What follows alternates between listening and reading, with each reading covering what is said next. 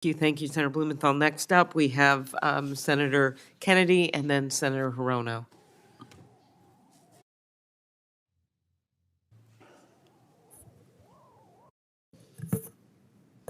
Mr.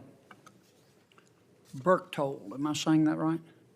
Yes, Senator, thank you. Mr. Berchtold, I'm not against big per se. I am against dumb. And the way your company handled the ticket sales for Ms. Swift was a debacle. And whoever in your company was in charge of that ought to be fired. Number two, I hear two things today. I hear some of you saying that that we have an antitrust situation here, and that is wrong from an academic perspective and a consumer protection perspective. I hear others of you saying Live Nation's making too much money and we want some of it. Okay? But I hear all of you saying you care about the consumer, and I take you at your word. So how would you feel about adopting a rule, which it seems to me would satisfy the bot situation? Let's just adopt a rule. Well, strike that. I don't want to make it a suggestion because I want to think it through more. But let me ask you your opinion. You're the experts. What if we adopt a rule that said tickets to a Taylor Swift concert or Mr. Lawrence's band's concert are non-transferable? Now, you're not going to have a problem with bots, okay? If you got a scalper trying to buy 2,000 tickets, they don't want 2,000 tickets. They want a profit. And it'll hold down ticket prices. Why don't we do that? Don't everybody jump in at once. I mean, I think whether it was that or only transferable at face value, I'm not an expert on the secondary ticketing market, so all I can tell you is that from the artist perspective, we would not make $1 less if that were implemented. Mr. Lawrence, if you care about the consumer, and I hear you say that you do, I'll tell you what the consumer is concerned about. The consumer is not concerned about how many lawyers can dance on the head of a pin and whether this is an antitrust violation or not, or the FTC. The consumer is concerned about the price. Yeah, so I'm saying I think. So would you support non-transferability, or you can only transfer it at face value? I mean, I think that's a really interesting question. I'm not an expert you, Ms. on Bradish? Well, I think non-transferability is making a judgment in lieu of what a customer would make. I understand what it means. Would you support that? No. Okay. How about you, Mr. Newso? I would respectfully not support such a rule. Okay. How about you, Mr. Mickelson? Michelson, but that's good. Yes, Senator, good question. Totally support non-transferability. Okay. Thank you. Totally. Next, sir. We respectfully think transferability is important for consumers. You think it's important? Is it important for consumers or for the middlemen?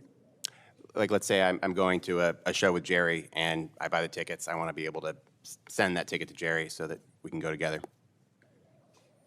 That's the exception rather than the rule. Yeah, it's certainly, I think there's interesting ways we could use. A few people may have to eat the ticket. They get sick, they can't go. But most people will think about that before they buy the ticket.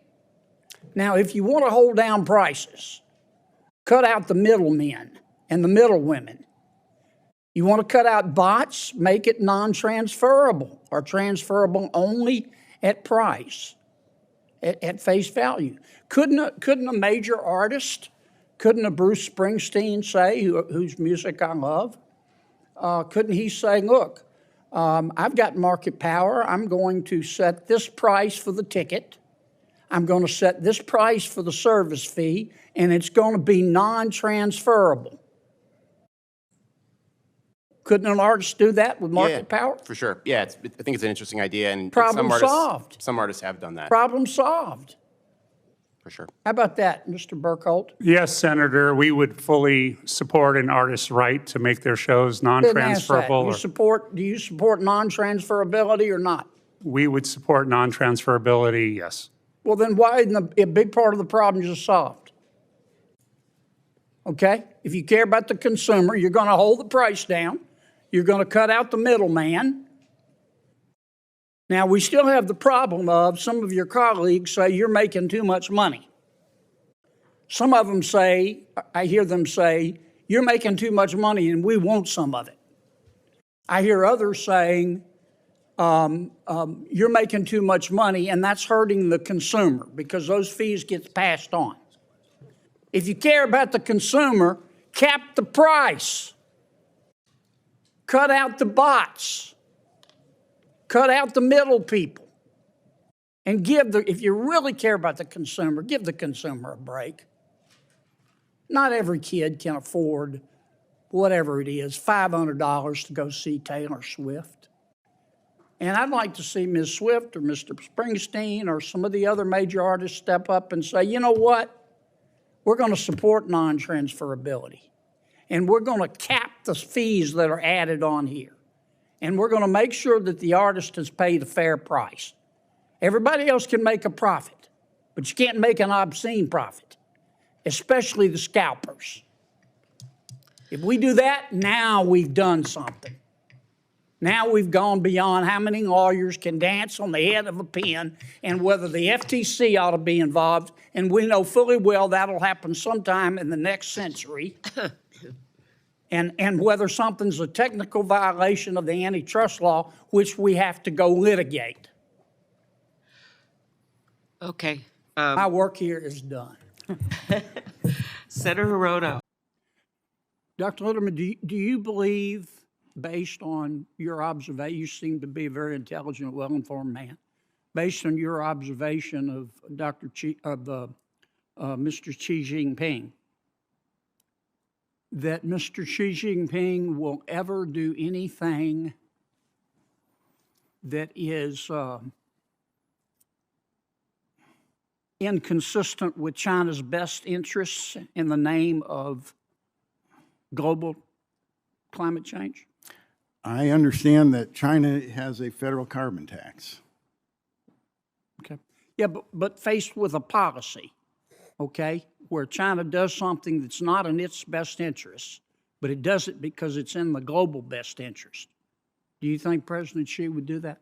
I think that President Xi understands that we have to work together to address this global problem. Yes, I do.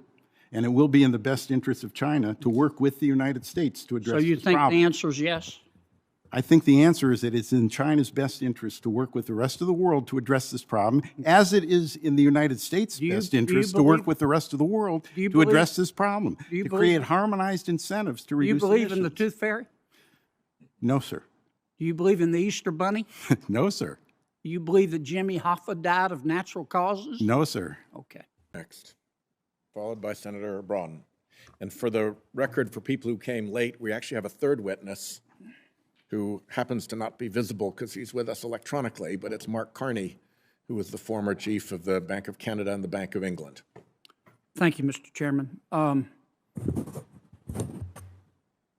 Dr. Litterman, how long have you been studying climate change and possible solutions?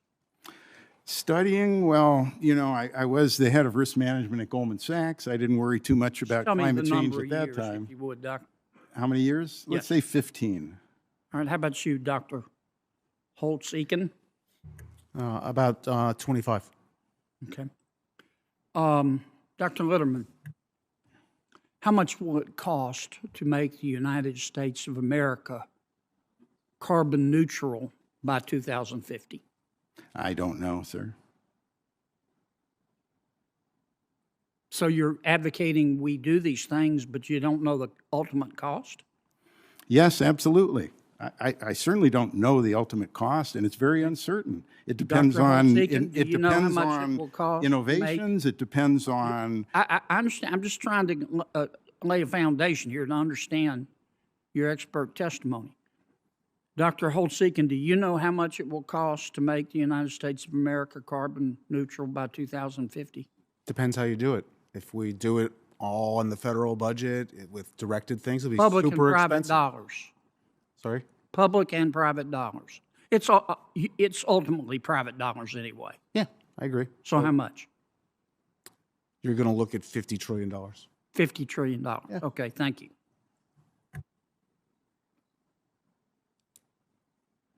If we make the United States of America carbon neutral by 2050, by spending $50 trillion, which you're advocating, I gather. No. Okay. Then strike that last part. I'm wrong. You're not advocating. You're advocating something. If you're going to do something, do something smart. That's what I advocated. Okay. If we spend $50 trillion to make the United States of America carbon neutral by 2050, how much will that lower world temperatures? I can't answer that because we don't know what China and India and the rest of the globe has done. Okay. Have you heard anybody from the Biden administration say how much it will lower world temperatures? No. Does anybody know how much it will lower world temperatures? No? No one can know for sure. Okay. Dr. Litterman, Yes. if we spend $50 trillion, or however much it takes, to make the United States carbon neutral by 2050, how much will it lower world temperatures? Senator, that depends on the rest of the world. We have to work with the rest of the world. We're in this together. Well, it's one world. We can't build if- a wall around the United States and say, what if we spend $50 trillion, Europe cooperates, most Western democracies cooperate, but India and China don't? How much will our $50 trillion lower world temperature? we're in this together. Senator, we have to get the world to work together. How much, I get that. Okay. How much will it lower world temperatures? If China and India do not help, Yes. I don't know. Okay. Dr. Litterman, do you believe, based on your observation, you seem to be a very intelligent, well-informed man, based on your observation of Mr. Xi Jinping, that Mr. Xi Jinping will ever do anything that is inconsistent with China's best interests in the name of global climate change? I understand that China has a federal carbon tax. Okay. Yeah, but faced with a policy, okay, where China does something that's not in its best interest, but it does it because it's in the global best interest. Do you think President Xi would do that?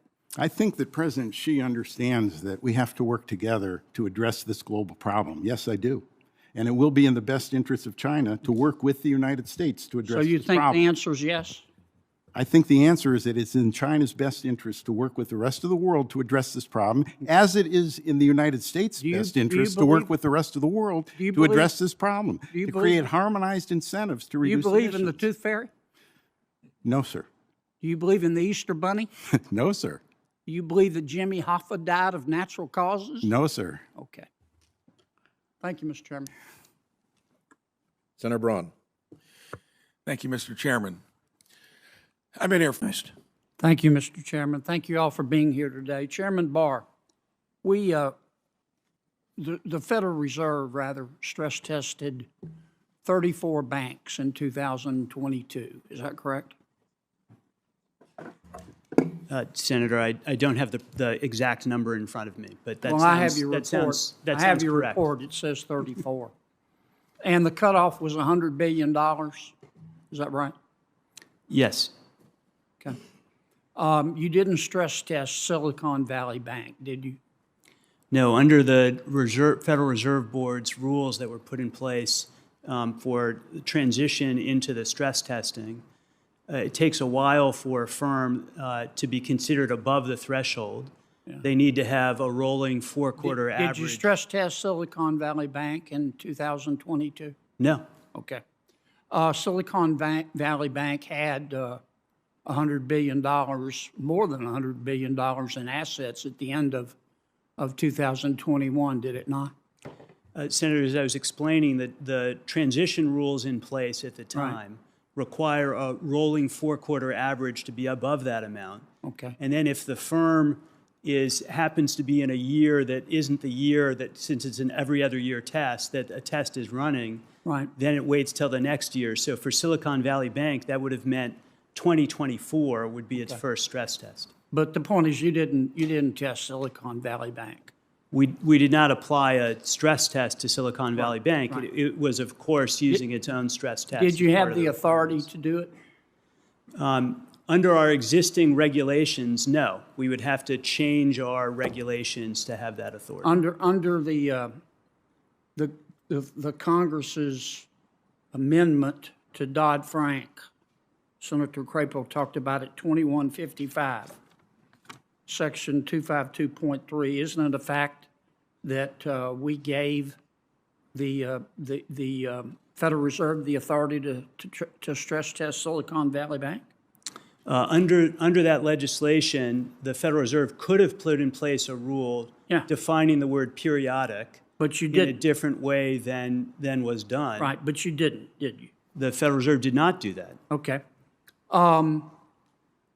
If you had stress tests, well, let me put it this way. If you had stress tested Silicon Valley Bank in 2022, it wouldn't have made any difference, would it? I don't know the answer to that question. Well, you didn't test for Silicon Valley Bank's problem. I've read your report.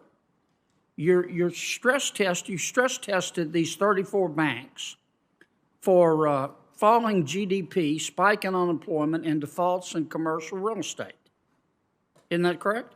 Yes, in a typical adverse scenario for banks, we're testing falling interest rate But that wasn't our problem in 2022. I completely agree with you. It's not our problem today. The problem is inflation, high interest rate, and loss of value in government bonds, isn't it? I completely agree with you. So you stress tested in 2022 for the wrong thing. The stress test is not the primary way that the Federal Reserve or other regulators test for interest rate risk. But you stress tested for the wrong thing. As I said, Senator, I agree with you that it would be useful to test for higher rising interest rates. That's why in our alternative scenario, multiple scenario that we put in place for this year's stress test, we do that.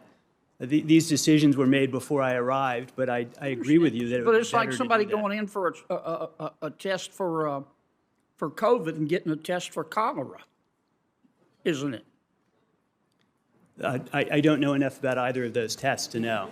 Yeah. Well, they're different. So all this business about, well, the amendment to Dodd-Frank kept them from stress testing. The way I see it, you chose not to stress test, and if you had stress test Silicon Valley Bank, you wouldn't have caught the problem. As I said, Senator, I agree with you that the statute requires periodic stress testing. The Federal Reserve made a decision about how to implement that in 2019. Right. That resulted in SVB not being planned to be tested until 2024. Well, but as I said, the stress test requirements... You knew from the... I'm sorry to cut you off, but the chairman's going to cut me off in a second. But you knew, the Federal Reserve knew well in advance that Silicon Valley Bank had a problem with holding too much of its money in interest rate-sensitive long government bonds, didn't you? I think the investing public and the Federal Reserve, which cited it for interest rate risk problems, knew that it had interest rate risk. I think the Federal nobody Reserve didn't do anticipated anything about it, did it? I'm sorry, I couldn't hear you. The Federal Reserve didn't do anything about it, did it? I disagree with that, Senator, respectfully. The Federal Reserve did cite these problems to the bank and require them to take action. Bank management failed to act on those. You didn't follow up, did you? Senator's time has expired. I think that I sit here and watch Mr. Barr reluctant to criticize some of the moves of his predecessors at the Federal Reserve. I'll leave it at that. Senator Smith from Minnesota is recognized. Thank you, Mr. Chair, and Thank you, Mr. Chairman.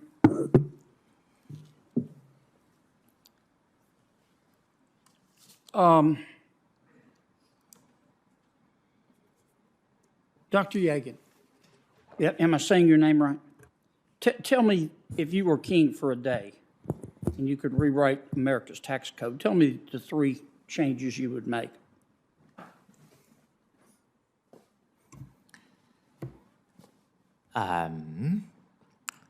Number 1, I would equalize labor and capital tax burdens at the top. There are a couple ways of doing that. The billionaire minimum income tax is one that would move in that direction. I won't rehash those details.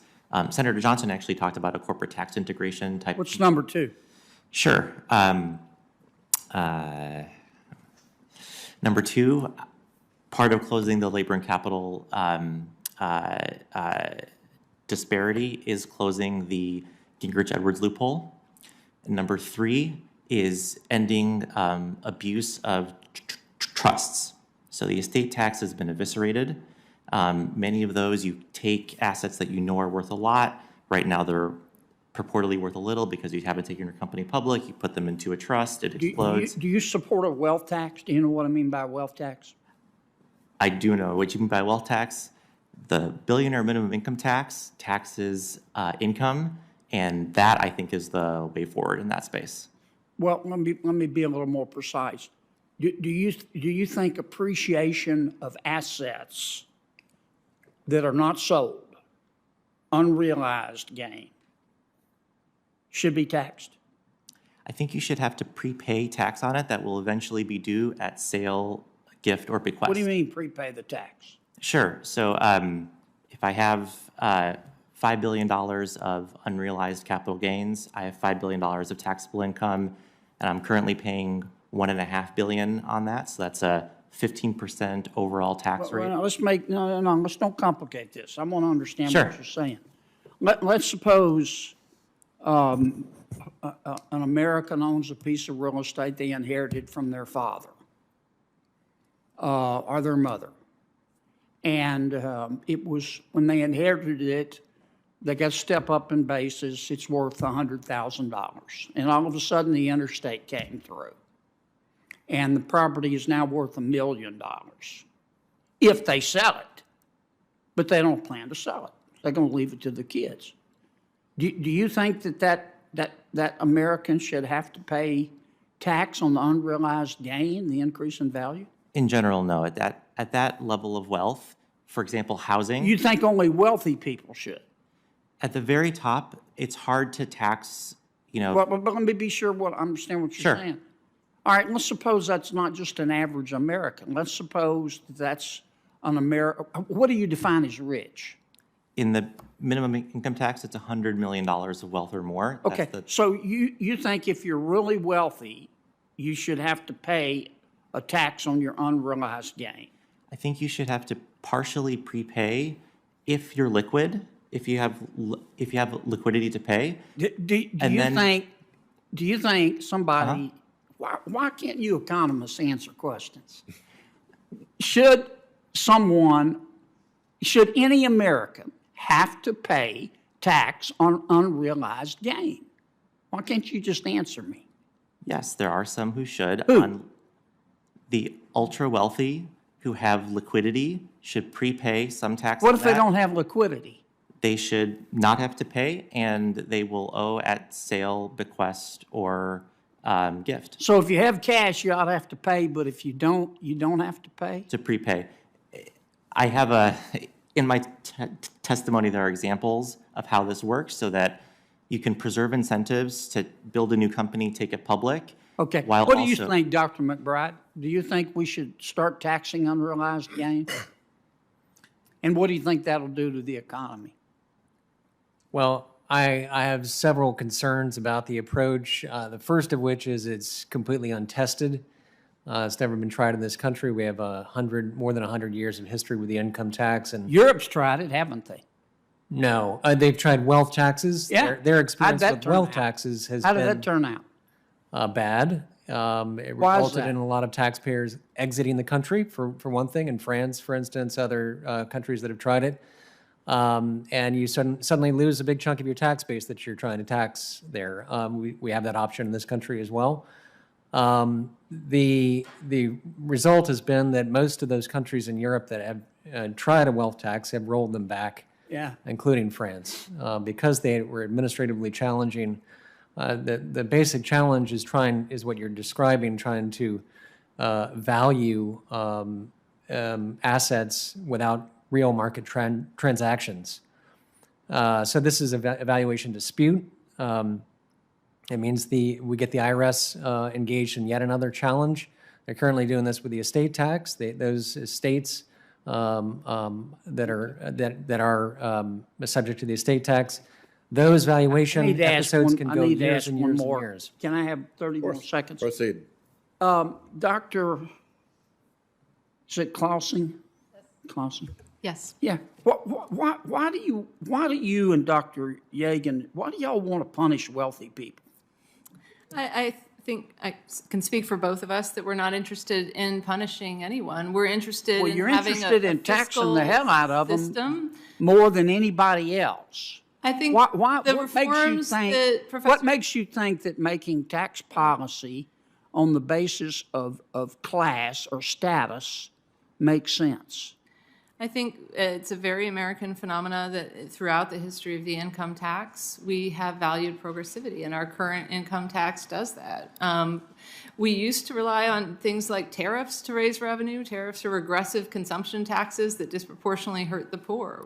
We believe in this country that those with the greater ability to pay should pay more of the burden. And that's part of what a healthy capitalism does. It enables people to gain from things like trade and technological change and business innovation, and to contribute a little more to the fiscal system when they're very successful in doing so. And I think that that's a very legitimate way to structure the tax system. Can I ask you a question? Yes. Why do you think so many wealthy people are leaving New York City?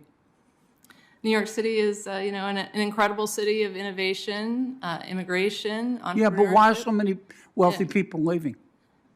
I think there are big advantages to living near centers of entrepreneurial activity, and we see that on the West. You think they're leaving to be nearer to centers of entrepreneurial activity, do you?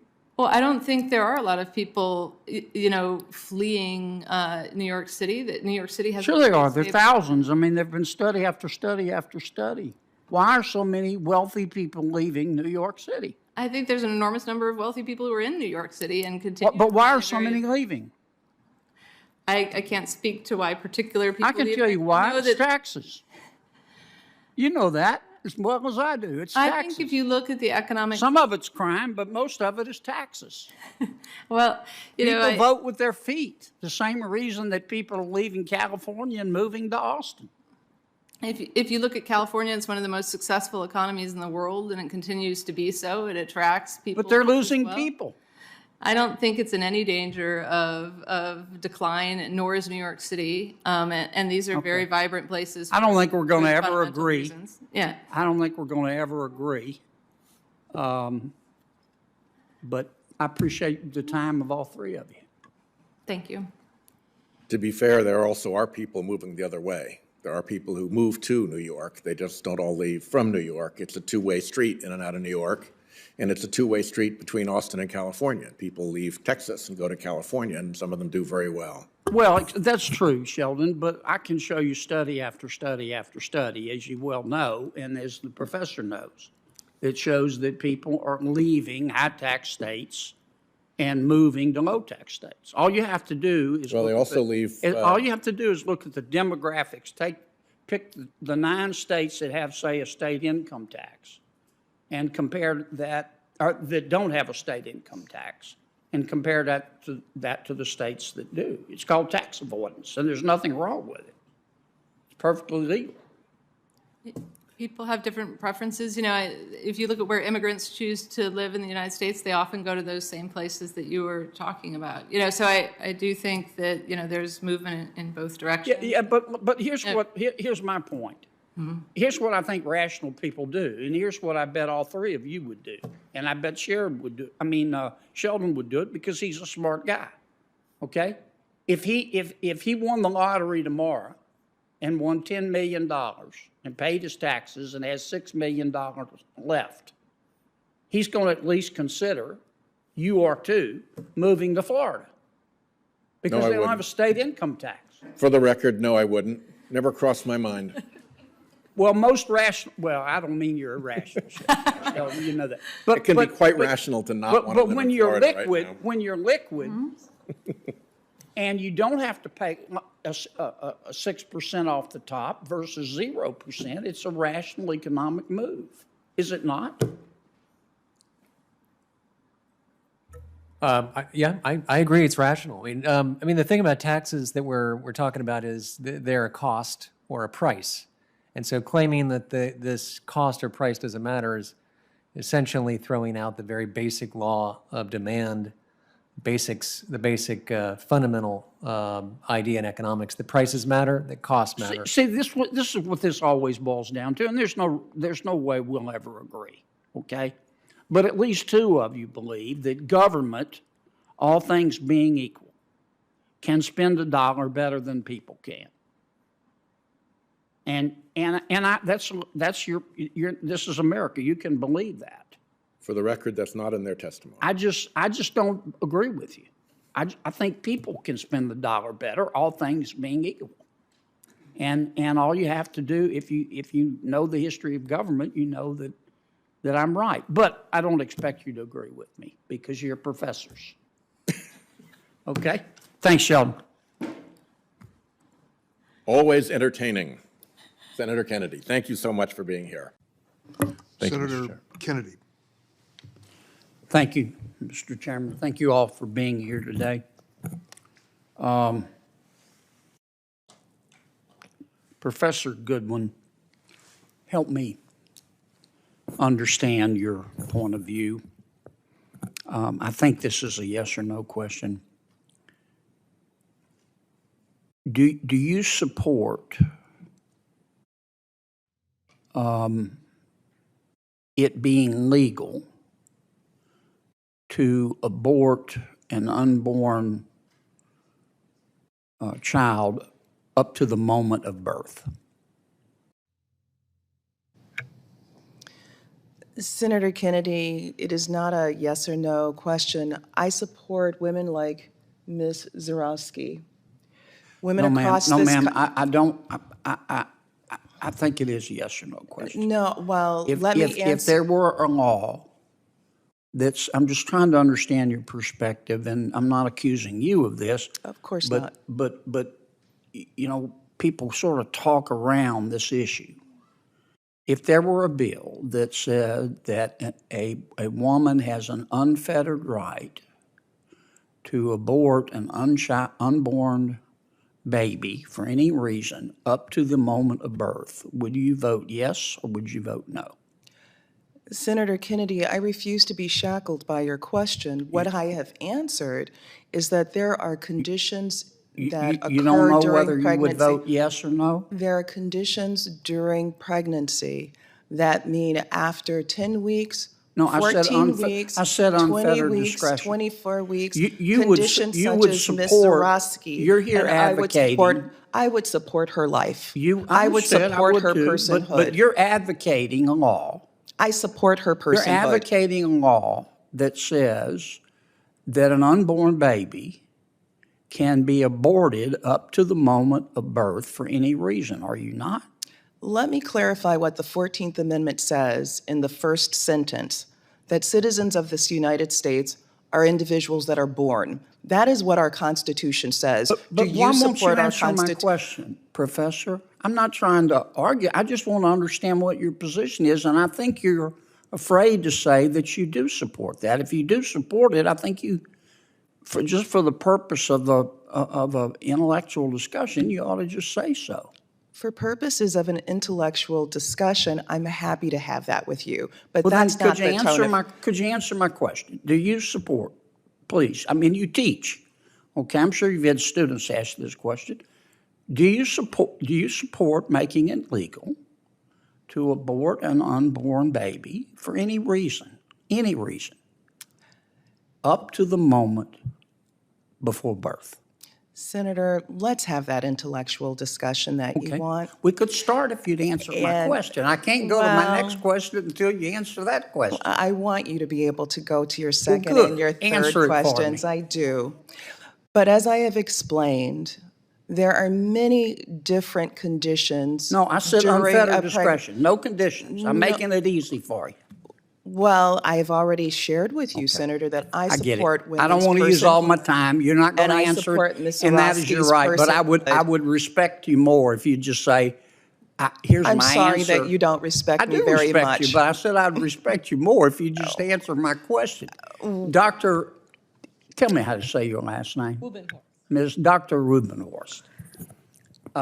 Do you support a law that would allow, for any reason, unfettered discretion, the abortion of an unborn child up until the moment of birth? No.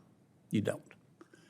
Dr. Verma? Senator Kennedy, so I'm the one doctor in this room that does provide abortion care, and I can tell you that does not reflect the reality of abortion I care. understand. I'm just asking a question. It simply doesn't But do you happen. support it? There are bills before Congress that will allow that to happen. You don't support it, or are you going to be not again, answer as my the- question? As the doctor in this room who does provide abortion care, that is not how abortion care in this country works. It's a hypothetical that does a disservice But if a to our patient came to you patient. and said, I'm going to probably have a baby this week and I've changed my mind, and I would like you, doctor, to abort the child, would you do it? That is not how abortion care in But this if country a works. patient did, would you do it? My job as the doctor is to look at each individual situation. I mean, but I I'm have sorry, I don't never- mean to be rude, but I can tell neither you nor the professor will answer my question. And I have think you both have an opinion, and I don't understand why you won't share it. We're going to solve this problem. I've provided care for a few years, and I've never seen that situation. How about you, Doc? Would you? Do not support unfettered abortion, and I would like to point out that if a woman did have a life-threatening condition in pregnancy past approximately 22 weeks, that baby can be delivered alive by induction or C-section, and we can try to save that baby. The intent of abortion is a dead baby, and that is not necessary in that situation. I mean, I want you to all understand where I'm coming from. This is a tough issue. And it's a tough issue because there's some tough questions we've got to answer. And when you won't answer the questions, when you're invited by my Democratic friends, the majority, and you won't answer the most fundamental question, we've got a bill in front of us that will basically say a woman has the unfettered right to abort at any time for any reason up to the moment of birth. And that's a gut check issue. And I would expect you as experts to answer that truthfully, how you do it. Thank you for your indulgence, Mr. Chairman. Senator Ossoff?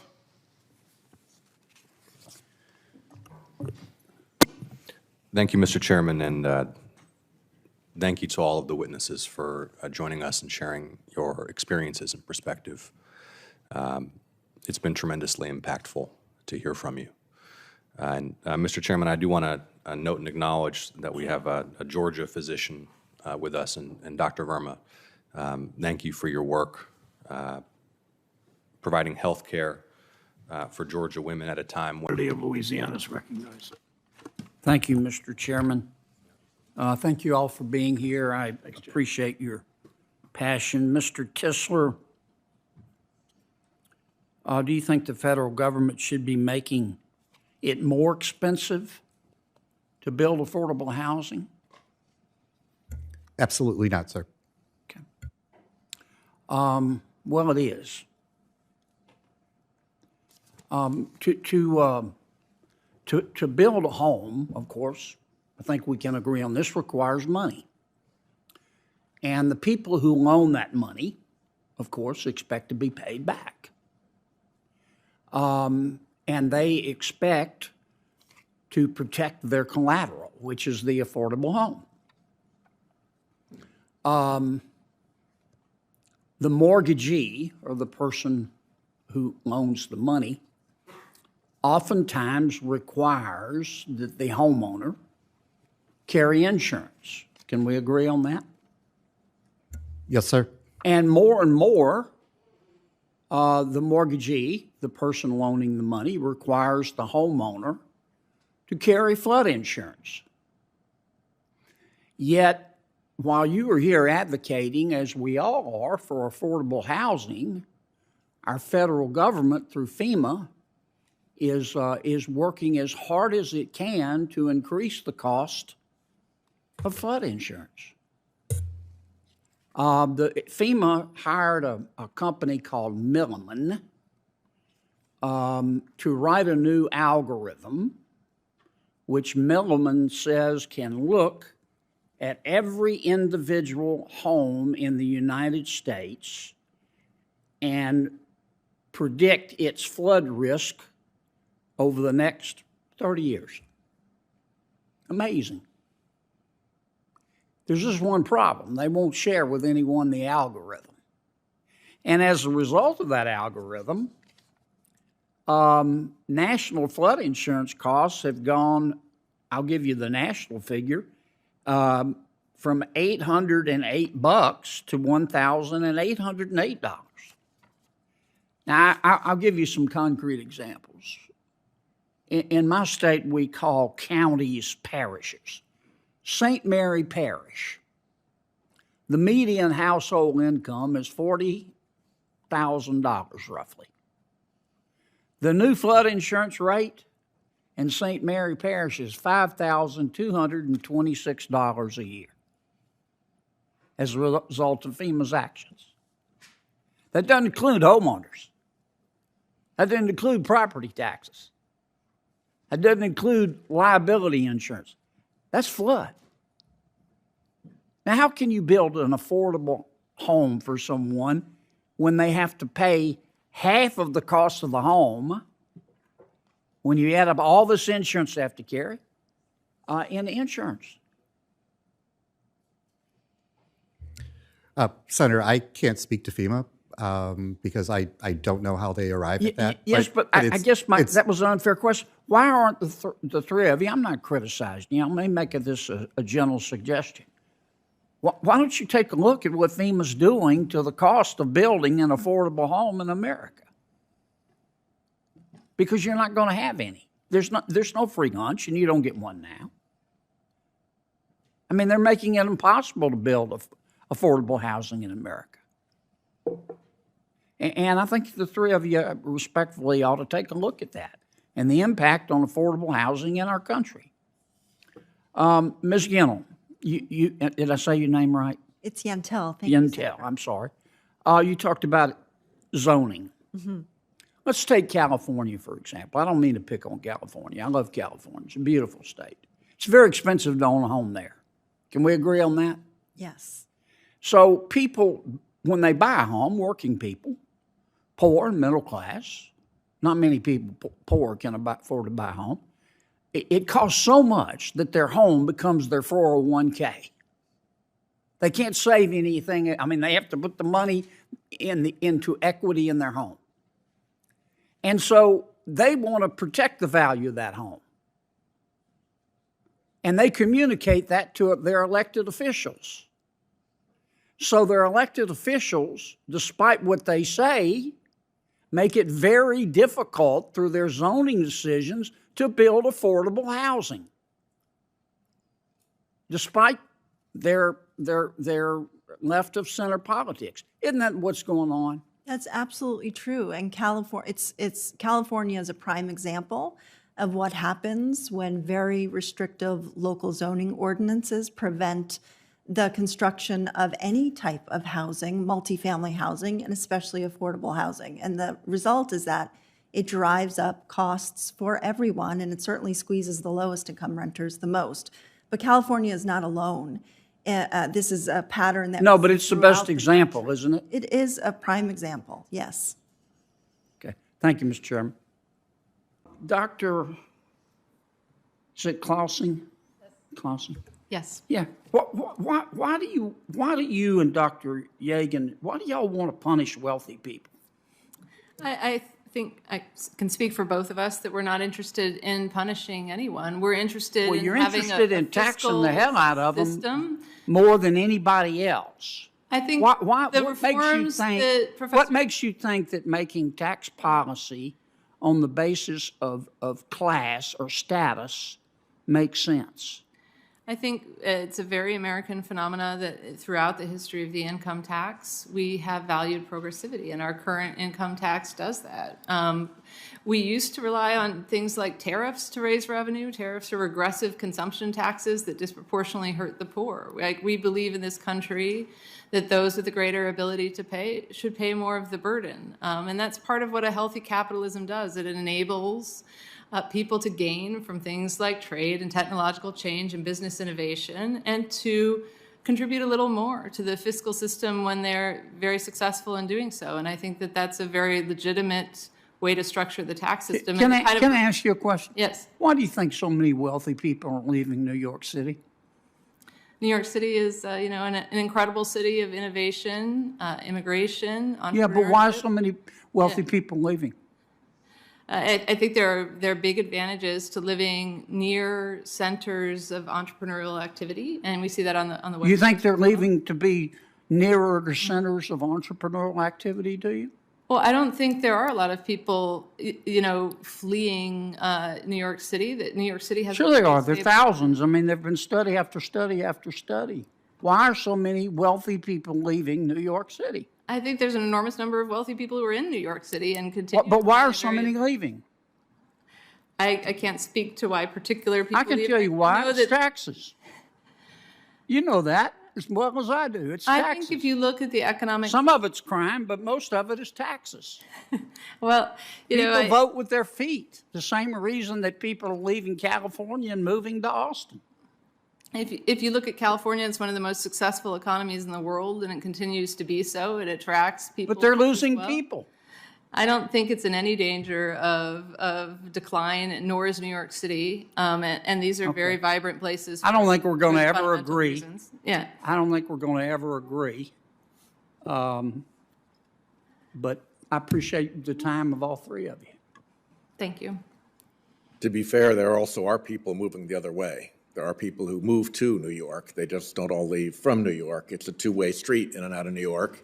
And it's a two-way street between Austin and California. People leave Texas and go to California, and some of them do very well. Well, that's true, Sheldon, but I can show you study after study after study, as you well know, and as the professor knows, that shows that people are leaving high-tax states and moving to low-tax states. All you have to do is all you have to do is look at the demographics. Pick the 9 states that have, say, a state income tax, and compare that, or that don't have a state income tax, and compare that to the states that do. It's called tax avoidance, and there's nothing wrong with it. It's perfectly legal. People have different preferences. If you look at where immigrants choose to live in the United States, they often go to those same places that you were talking about. So I do think that, there's movement in both directions. Yeah, but here's my point. Mm-hmm. Here's what I think rational people do, and here's what I bet all three of you would do, and I bet Sheldon would do it because he's a smart guy. Okay, if he won the lottery tomorrow and won $10 million and paid his taxes and has $6 million left, he's going to at least consider, you are too, moving to Florida because they don't have a state income tax. For the record, no, I wouldn't. Never crossed my mind. Well, most rational. Well, I don't mean you're irrational.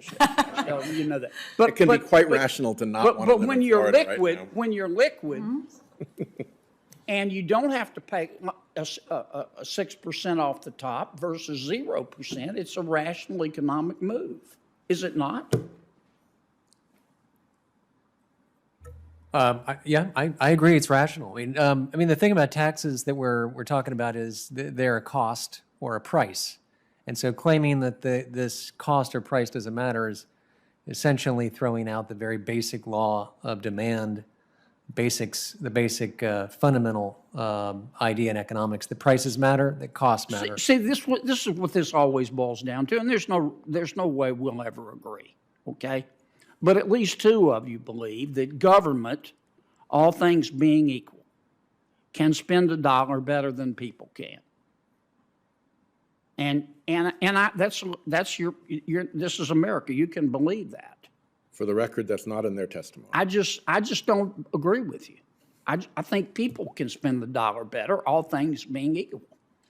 And all you have to do, if you know the history of government, you know that I'm right. But I don't expect you to agree with me because you're professors.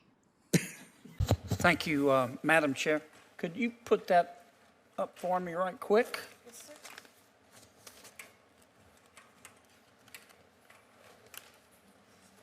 Thank you, ma'am. General, I know you can't see that, but it's a page from your website, and let me read you the relevant sentence. It says the Mississippi River and Tributaries Project, which of course is how we pay for flood control and levees.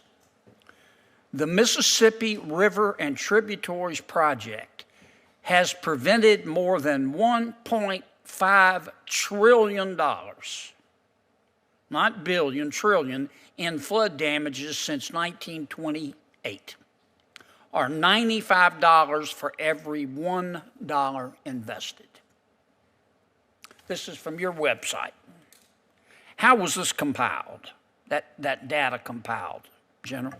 Yes, sir. So it's simply taking the cost of the project and comparing it to the benefits that you're describing. Structure saved, acres preserved, recreation opportunities. So it's a comparison between the simple math between the cost and benefits. So you have the ability at the core, your economists and others, to calculate losses, potential losses. Yes, sir, we do. And what this is telling me is that without the Corps of Engineers' work, funded as I described, with respect to levees and flood control, the American people would have sustained damages of $1.5 trillion. Is that right? Yes, sir, I believe that's correct. Okay. Here's what I'm getting at, General. If you have this ability, and I believe you do, I'm not suggesting that this isn't accurate. I'm very grateful that this is accurate, and I'm very grateful to the Corps. But if your folks have this ability to put a value on the potential losses that we are averting, why doesn't that play a bigger role in your cost-benefit analysis when you're looking at the feasibility of a project? Yes, sir. So this is a great question. Clearly something the Corps has to get better on in comprehensive benefits. So I'll just give you two areas where we are trying to improve. We have a number of flood risk management projects and navigation projects that have a national security implication. We're working on one in North Dakota in Minot. You could use the Sioux Locks as an example. The Port of Nome in Alaska, it's a remote and subsistence harbor, but the Coast Guard and Navy can use that. So we're challenged on those type of projects to quantify the national security benefit. We have flood risk management projects today in Selma, Alabama, or in Princeville, North Carolina, that preserve cultural and historic properties, and we struggle to put a monetary value on that. But it's something with the Secretary's leadership, sir, we absolutely get it. It's something we have to improve upon. Well, General, I misspoke. I said 1.5 trillion. The real figure is 2.7 trillion, which your work has prevented $2.7 trillion in damages. And your economists, you stand by that number, I assume. Yes, sir. And your economists have a way to come up with that number. That's correct. It just makes no sense to me if we can quantify the losses that would be prevented by building a flood control project, that we wouldn't make that one of the determining factors in the cost-benefit analysis. I mean, I gave you the statistic. The Morganza to the Gulf levee system prevented flooding to 12,000 homes. And you can quantify that. Don't you think we ought to change the formula a little bit? Well, so the way you're describing a loss prevented is a benefit of these projects. The Morganza example, I would argue, sir, we have many of those. We have many Morganzas across the country that we have to get better on in resourcing. Yes, I'm going to sir. ask you one quick question in the time I have left. the price of the Comeet River Diversion Canal has gone up $500 million. How? I know inflation, but wow. Yeah, yes, sir. What are we going to do about that? Sir, you've got inflation down. The thing that we're taking on, this is a great example where we have to get better at communicating to the committees and to Congress and administration the cost estimates that we give you in a chief's report in paragraph 11. And we give you a number with some decimal points on it for a project that may be constructed down the road, but what we don't give you is the percent design that cost estimate is based on. So in a 3x3 study, a district might get to a 10% level design, or a 4-year study, they might get to 25%. And then as that design is mature, like it is now today in Comeet, you're finding that there are additional requirements that we get as we get deeper into the geotech and to the sizing of some of these structures. That's what we're experiencing here, and it's something we've got to get better on in communicating to you and others. How did we get that number? We got a hell of a mess here, General. Okay, my people expected this to be done. We brought it in on time. I mean, and then all of a sudden, bam, $500 million. How are we going to get this price down? Sir, you have our commitment that we're going to work through this. We're committed to finishing this. I don't have all the answers here today. I can share my commitment that we will get this done. Thank you. Thank you, Madam Chair. Thank you. Senator Heinrich. Thank you, Madam Chair. Commissioner Tootin, I want to ask you about how you're balancing the drought relief efforts across the West. And I think it's clear that as reservoir levels in the Colorado Basin have dropped, it's really captured the attention of the country.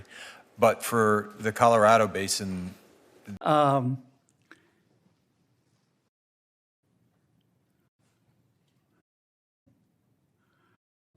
April 4th, 2019, the American Civil Liberties Union paid for Justice Sotomayor's trip to San Juan, Puerto Rico. You ever been to San Juan, Mr. Fogel? Is it expensive? I keep forgetting. Well, it depends when you go. Yeah. How much you think it costs to go down there? Depends whether you fly first class or economy. What if you fly first class? Oh, probably a couple $1,000s. Okay. Yeah. The ACLU, do they have cases in front of the Supreme Court? All the time. They do, all the time? Sure. Do you think the ACLU was trying to bribe Justice Sotomayor? No, sir, I don't. I don't either. I don't either. But that's the unstated premise of all of this. Well, Senator, if I all may... these articles about Justice Clarence Thomas and the Chief Justice in the United States and Justice Gorsuch, who sold an interest in an LLC to a Democratic donor who had never met, that they bought him, isn't it? May I say something in response, response, Senator? I think there are two things going on here today. I think there is a political conflict, which is, as I said earlier, it's very intense. It's hyper-partisan. Both sides have things to say. And then I think there's an ethical issue. When you accuse people of being bribed, it kind of gets their attention. Sir, hold on a second. I'm not accusing anybody of being bribed. I'm not. But some people are. Some people are. The reason I'm here is I think that there is an ethical issue that, as Senator Graham said earlier, it would be good for the court to think about in terms of being more transparent. That is what I care about. That's the only thing I care about. There's a lot of political back and forth. It's very interesting. I'm very interested in it as a citizen of the United States. But I think the most useful thing that this or any other committee could do is think about how do we make our institutions... Well, how are you going to do that in the context, though, of one of our leaders, for whom I have great respect, going on the steps of the United States Supreme Court, telling two justices if they vote in a way he doesn't like, they will pay the price and reap the whirlwind. And you have another one of your witnesses here tweeting out stuff saying, quote, some justices are politicians in robes who thrive in a system where access and influence are for sale. Yep. He said they were bought like a sack of potatoes. Okay, I'm not going to comment on that, Senator. That's not anything I had anything to do with. So, did I hear the gavel? Thank you. I hope. Thank you, Senator Kennedy. Senator Hirono. I'm sorry, I got it wrong. Blumenthal. Senator Blumenthal. Ms. I can't see your name. I can't see. Hopper. Ms. Hopper. Ms. Hopper, I love solar energy. I just want you to know that. And I love electric cars. But I got to ask you this question. I've been waiting to ask this. If electric cars are so swell, how come government has to pay people to drive them? So I think, as like most government policies, right, are put in place to incent certain behaviors, and so that's part of the policy is that if we want more electric but if cars, they're so swell, why couldn't they, just in a competitive market, people, why wouldn't they be choosing electric cars over internal combustion engine cars? I think why do we have to pay people to drive them? But I wouldn't characterize it as paying people to drive them, but I would. Well, sure we are. We're giving a big old tax credit. As the government having a policy to incent more purchase of electric vehicles. Okay. Senator Stabenow. Thank you, Mr. Chairman. Thank you, Senator Kennedy. Senator Kennedy. Thank you, Madam Chair. Mr. Wright and Ms. Hernandez, thank you both for being here. Mr. Wright, do you own a home? I do. Do you have a mortgage? I do. Does your mortgage company require you to carry homeowner's insurance? It does. Okay. Suppose your homeowner's insurer came to you and said, look, Mr. Wright, I can't tell you why, but I'm going to start raising your premium 18% a year because we hired this group called Milliman, and they've come up with this magical algorithm that can take a look at your home, not your neighbor's homes, but your home, and predict over the next 30 years your risk every single year of whether you're going to have a fire. And so we're going to start raising your rates 18% a year. We can't tell you how long we're going to stop raising those rates. We can, and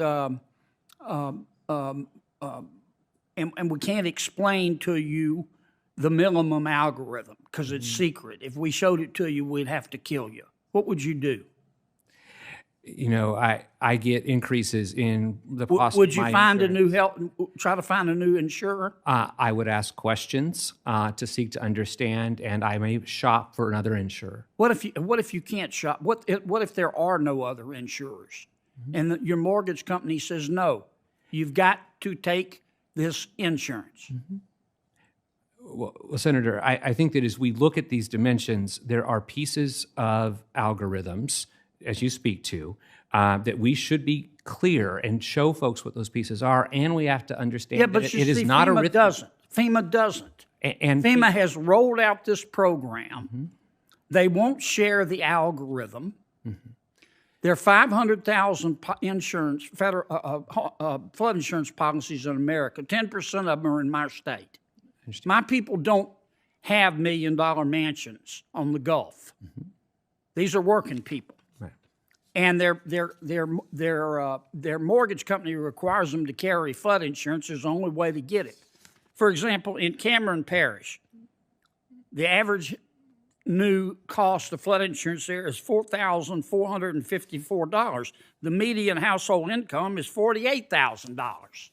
And the wind in insurance Plaquemines is high Parish, as well. the new price for insurance is $5,431. The median household income is $65,000. In St. Mary Parish, a new flood insurance policy costs $5,226, and the median household income is $40,218. Now, these people can't afford flood insurance, but they'll have to give up their home if they don't carry it. And if they go to FEMA and say, you raised my premiums 18% this year, how long are you going to keep doing it? They say, we can't tell you that. And these people say to FEMA, my people say to FEMA, have you considered levies, the impact of the levies? And FEMA says, we don't have to answer that. And then my people go to FEMA and they say, well, why are you doing this? Well, we have this new algorithm. And they say, can we see the algorithm to hire somebody to look at the algorithm and see if you're considering levies? And they say, oh, no, if we show you the algorithm, we'll have to kill you. And then my people find out that in 2022, in a secret memo that FEMA didn't want to come out, they're estimating FEMA estimates that 900,000 policyholders, 20% of all the policyholders for flood insurance in the country, they figure they're going to drop their insurance. So, Mr. Now, Kennedy, what's the point of flood insurance if nobody can afford it? And what's the point of having a federal agency paid for with people's taxpayer dollars if they won't explain to the people what they're doing? So, Senator, are you still for risk rating 2.0? So, Senator, I am 5 years removed from making decisions in FEMA. And yes, I was the person who launched Risk Rating 2.0. And so we've had these conversations, and I'm happy to continue to do so. Well, this isn't personal to you. I don't know what your involvement was, but the people that implemented this and rolled it out in this manner ought to hide their head in a bag. So I do think that FEMA should be transparent about what they're doing. I also know that these insurance calculations are more like calculus than they are arithmetic, but the risks are growing. The cost of wind insurance in southern Louisiana is just as high or higher. And so I think there's an affordability need for sure. But we've got to look at this. Yes, FEMA should be showing the pieces. We need to make sure people understand it. I think people need to know which mitigation actions have a difference. They're not. And Senator, I think, right, you know that. Nor do the people at FEMA seem to care. All I can say to you is that there are increasing risks. Those costs in some places, I was just in Cameron and Calcasieu Parish last month. I understand this. They're still recovering from Ida and Laura that came through. I've got to wrap this up. If the IRS came to you and said, I don't know how much money you make, I don't want to know. If the IRS came to you and said, we're going to do your taxes for you this year, Mr. Wright, you owe $4 million in income taxes. Mm-hmm. But we can't tell you how we came up with the figure. You think that'd be fair? That would not be a fair action by the IRS. I wouldn't, would it? Chairman, and thanks to all of our witnesses who have joined us today. Mr. Payne, let me start with you, sir. You're kind of in the middle here. You work for the Campaign Legal Center, is that right? That's correct. Is your website campaignlegal.org? Correct. Okay. Does not the front page of your website say, I'm going to quote here, I want to get it right, the current U.S. Supreme Court is a threat to our democracy.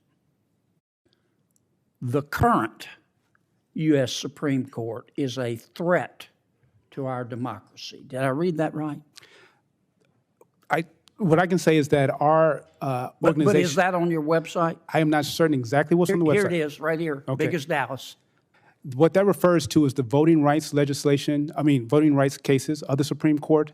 Our organization is a voting rights organization that fights for all Americans to have the ability to vote. Yeah, but you got to click a bunch of times to find that explanation. I just want to make sure I read that correctly. A few months ago, Mr. Payne, you retweeted the following statement. Some justices are politicians in robes who thrive in a system where access and influence are for sale. Some justices are politicians in robes who thrive in a system where access and influence are for sale. Now, that's a pretty bold statement. I'm sorry, Senator, is that a news article? No, sir. That's a retweet here. You tweeted this out. Tell me which justices are for sale. I don't recall that tweet, but... Here it is. November 21, 2022. Can you tell me which justices are for sale? No. Are any of them for sale? No, the problem is that the American public has a perception that some justices may be. I'm going to establish the point first. I want to know, you tweeted this out. Do you believe that some justices are for sale? And if so, which ones? No, Senator, I do not believe that justices are. Then why'd you tweet this out? What, can you provide more context of what Sure, that is? I'll get you a copy, but here it is. I Okay. checked it and triple checked it. You also said less than a month ago that John Roberts, you retweeted this out. John Roberts is a disgrace. No, I actually. I disagree with Justice Roberts. Well, you didn't call him Chief Justice Roberts. You called him John Roberts. No, this is, You retweeted this. No, Senator, I did not retweet that. Yes, sir, you did, right here. I will need to see. Can you provide a copy to me now? But Sure. I did not retweet. Can you tell me why you think Chief Justice Roberts is a disgrace? I did not say that, did not retweet that. Oh, okay. Maybe Twitter got it wrong. Someone got it wrong. Let me ask you this, because the unstated premise of all this, sometimes it's stated, but the unstated premise of all this is that some justices have been bribed. Let's just cut to the chase. Okay? Now, let me stay with you, Mr. Payne. Well, let me go to Mr. Fogel. I don't want to just pick on you, Mr. Payne. You can be looking up on Twitter where you said those things. On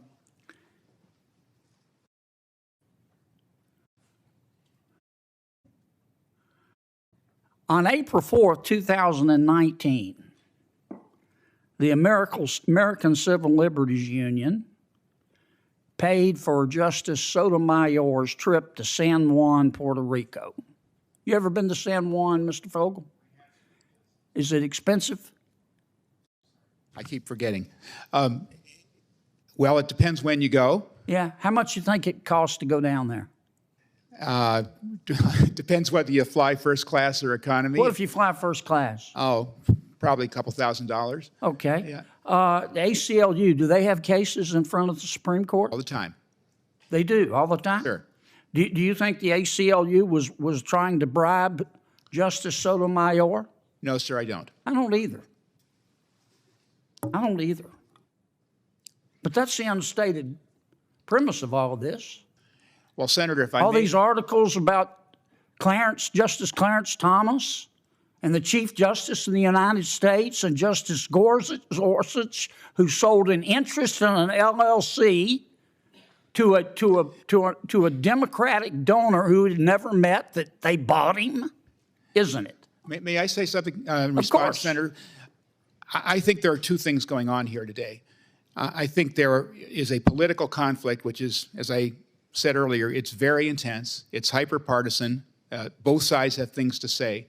And then I think there's an ethical issue. When you accuse people of being bribed, it kind of gets their attention. Sir, hold on a second. I'm not accusing anybody of being bribed. I'm not. But some people are. Some people are. The reason I'm here is I think that there is an ethical issue that, as Senator Graham said earlier, it would be good for the court to think about in terms of being more transparent. That is what I care about. That's the only thing I care about. There's a lot of political back and forth that's very interesting. I'm very interested in it as a citizen of the United States. But I think the most useful thing that this or any other committee could do is think about how do we make our institutions... Well, how are you going to do that in the context, though, of one of our leaders, for whom I have great respect, going on the steps of the United States Supreme Court, telling two justices if they vote in a way he doesn't like, they will pay the price and reap the whirlwind. And you have another one of your witnesses here tweeting out stuff saying, quote, some justices are politicians in robes who thrive in a system where access and influence are for sale. Yep. He said they were bought like a sack of potatoes. Okay, I'm not going to comment on that, Senator. That's not anything I had anything to do with. So, did I hear the gavel? I think you did. I hope. Thank you, Senator Kennedy. Senator Hirono? I'm sorry, I got it wrong. Blumenthal. Senator Blumenthal. Can you play the video for me? Mr. Shea, I want to ask you. Play it. Let's go. It still looks like me. Fortunately and or unfortunately, yes, it does. Don't take Look, this the off. only way we're going to do this thing is if we start a bank from scratch. All from scratch. You gotta be kidding. How in the world do you do that? Is there a book, How to Build a Bank for Dummies? All we have to do is apply to 19 federal and state banking agencies. Wouldn't it be easier just to go out and buy a bank? We looked at that, but the prices are too expensive, and we'd be stuck with all their legacy issues. We have to make our own mistakes. But then we'd have nobody to blame but ourselves. We'd have nobody to blame but ourselves. We'd have nobody to blame but ourselves. That is the stupidest thing that I have ever heard. We're sick of the stank of the big mega banks, so we'll start one. It's absurd. What a terrible proposition, like convincing the world to eat kale. What possible fate will become of our bank, other than to diminish and fail? I happen to know for a fact that won't happen. Seriously? Why not? Because we'll start signature. Mr. Shea, you're in that video, aren't you? yes, I'm in that video. And you showed that video to the public? That video was designed as a morale boosting. But did you show it to the public? It was shown at the employee parties and shown for. But did the public see it? They may have seen that, yes. And you were trying to invite people to take their hard-earned money and entrust it to you to spend it wisely, and you showed them this video?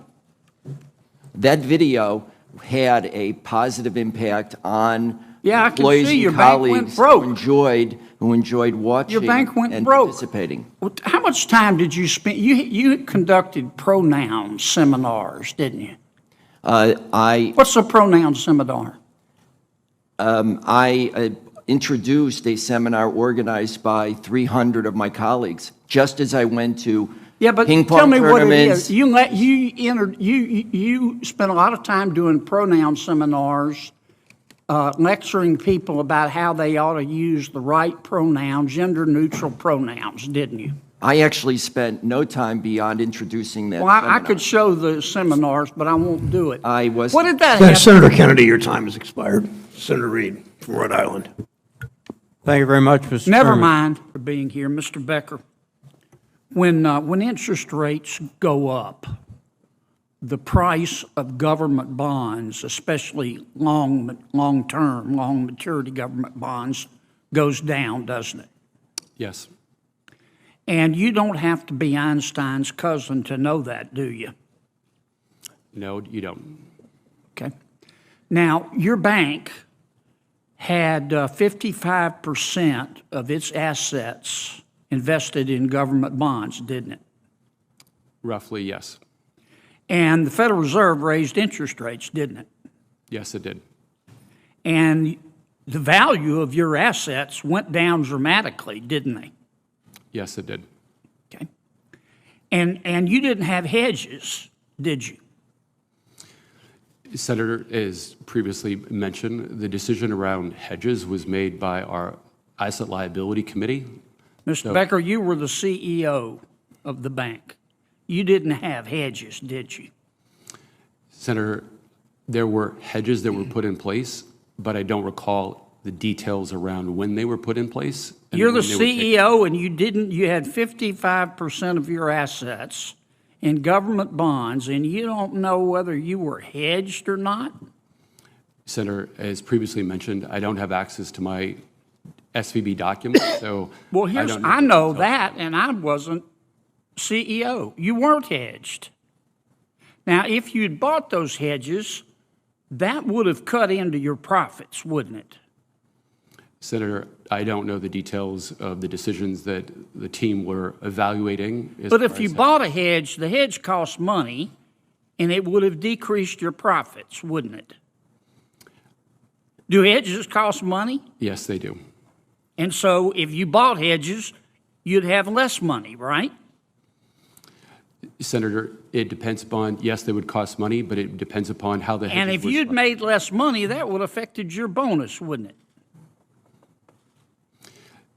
Senator, our compensation was predominantly long-term in nature, and so I know there's been lots of discussions about compensation being short-term. Mr. Becker, you made a really stupid bet that went bad, didn't you? Senator. And the taxpayers of America had to pick up the tab for your stupidity, didn't they? Senator, there were a series of events, unprecedented events that occurred that led us to where we are today. No, this wasn't unprecedented. This was bone deep, down to the marrow, stupid. You put all your eggs in one basket. You put all your eggs in one basket. And unless you were living on the International Space Station, you could see that interest rates were rising and you weren't hedged. Thank you all for being here. Permit me to share with you 3 hypotheses that I would like you to assume for the moment to be true. Hypothesis number 1, many members of Congress do not understand artificial intelligence. Hypothesis number 2, that absence of understanding may not prevent Congress from plunging in with enthusiasm and trying to regulate this technology in a way that could hurt this technology. Hypothesis number 3 that I would like you to assume. There is likely a berserk wing of the artificial intelligence community that intentionally or unintentionally could use artificial intelligence to kill all of us and hurt us the entire time that we are dying. Assume all of those to be true. Please tell me in plain English 2 or 3 reforms, regulations, if any, that you would implement if you were queen or king for a day. Ms. Montgomery. I think it comes back again to transparency and explainability in AI. We absolutely need to know and have companies attest. What do you mean by transparency? So disclosure of the data that's used to train AI, disclosure of the model and how it performs, and making sure that there's continuous governance over these models, that we are the leading edge in terms of that regulation. Whom? Technology governance, organizational governance, rules and clarification that are needed that this Which Congress... rules? I mean, this is your chance, folks, to tell us how to get this right. Please use it.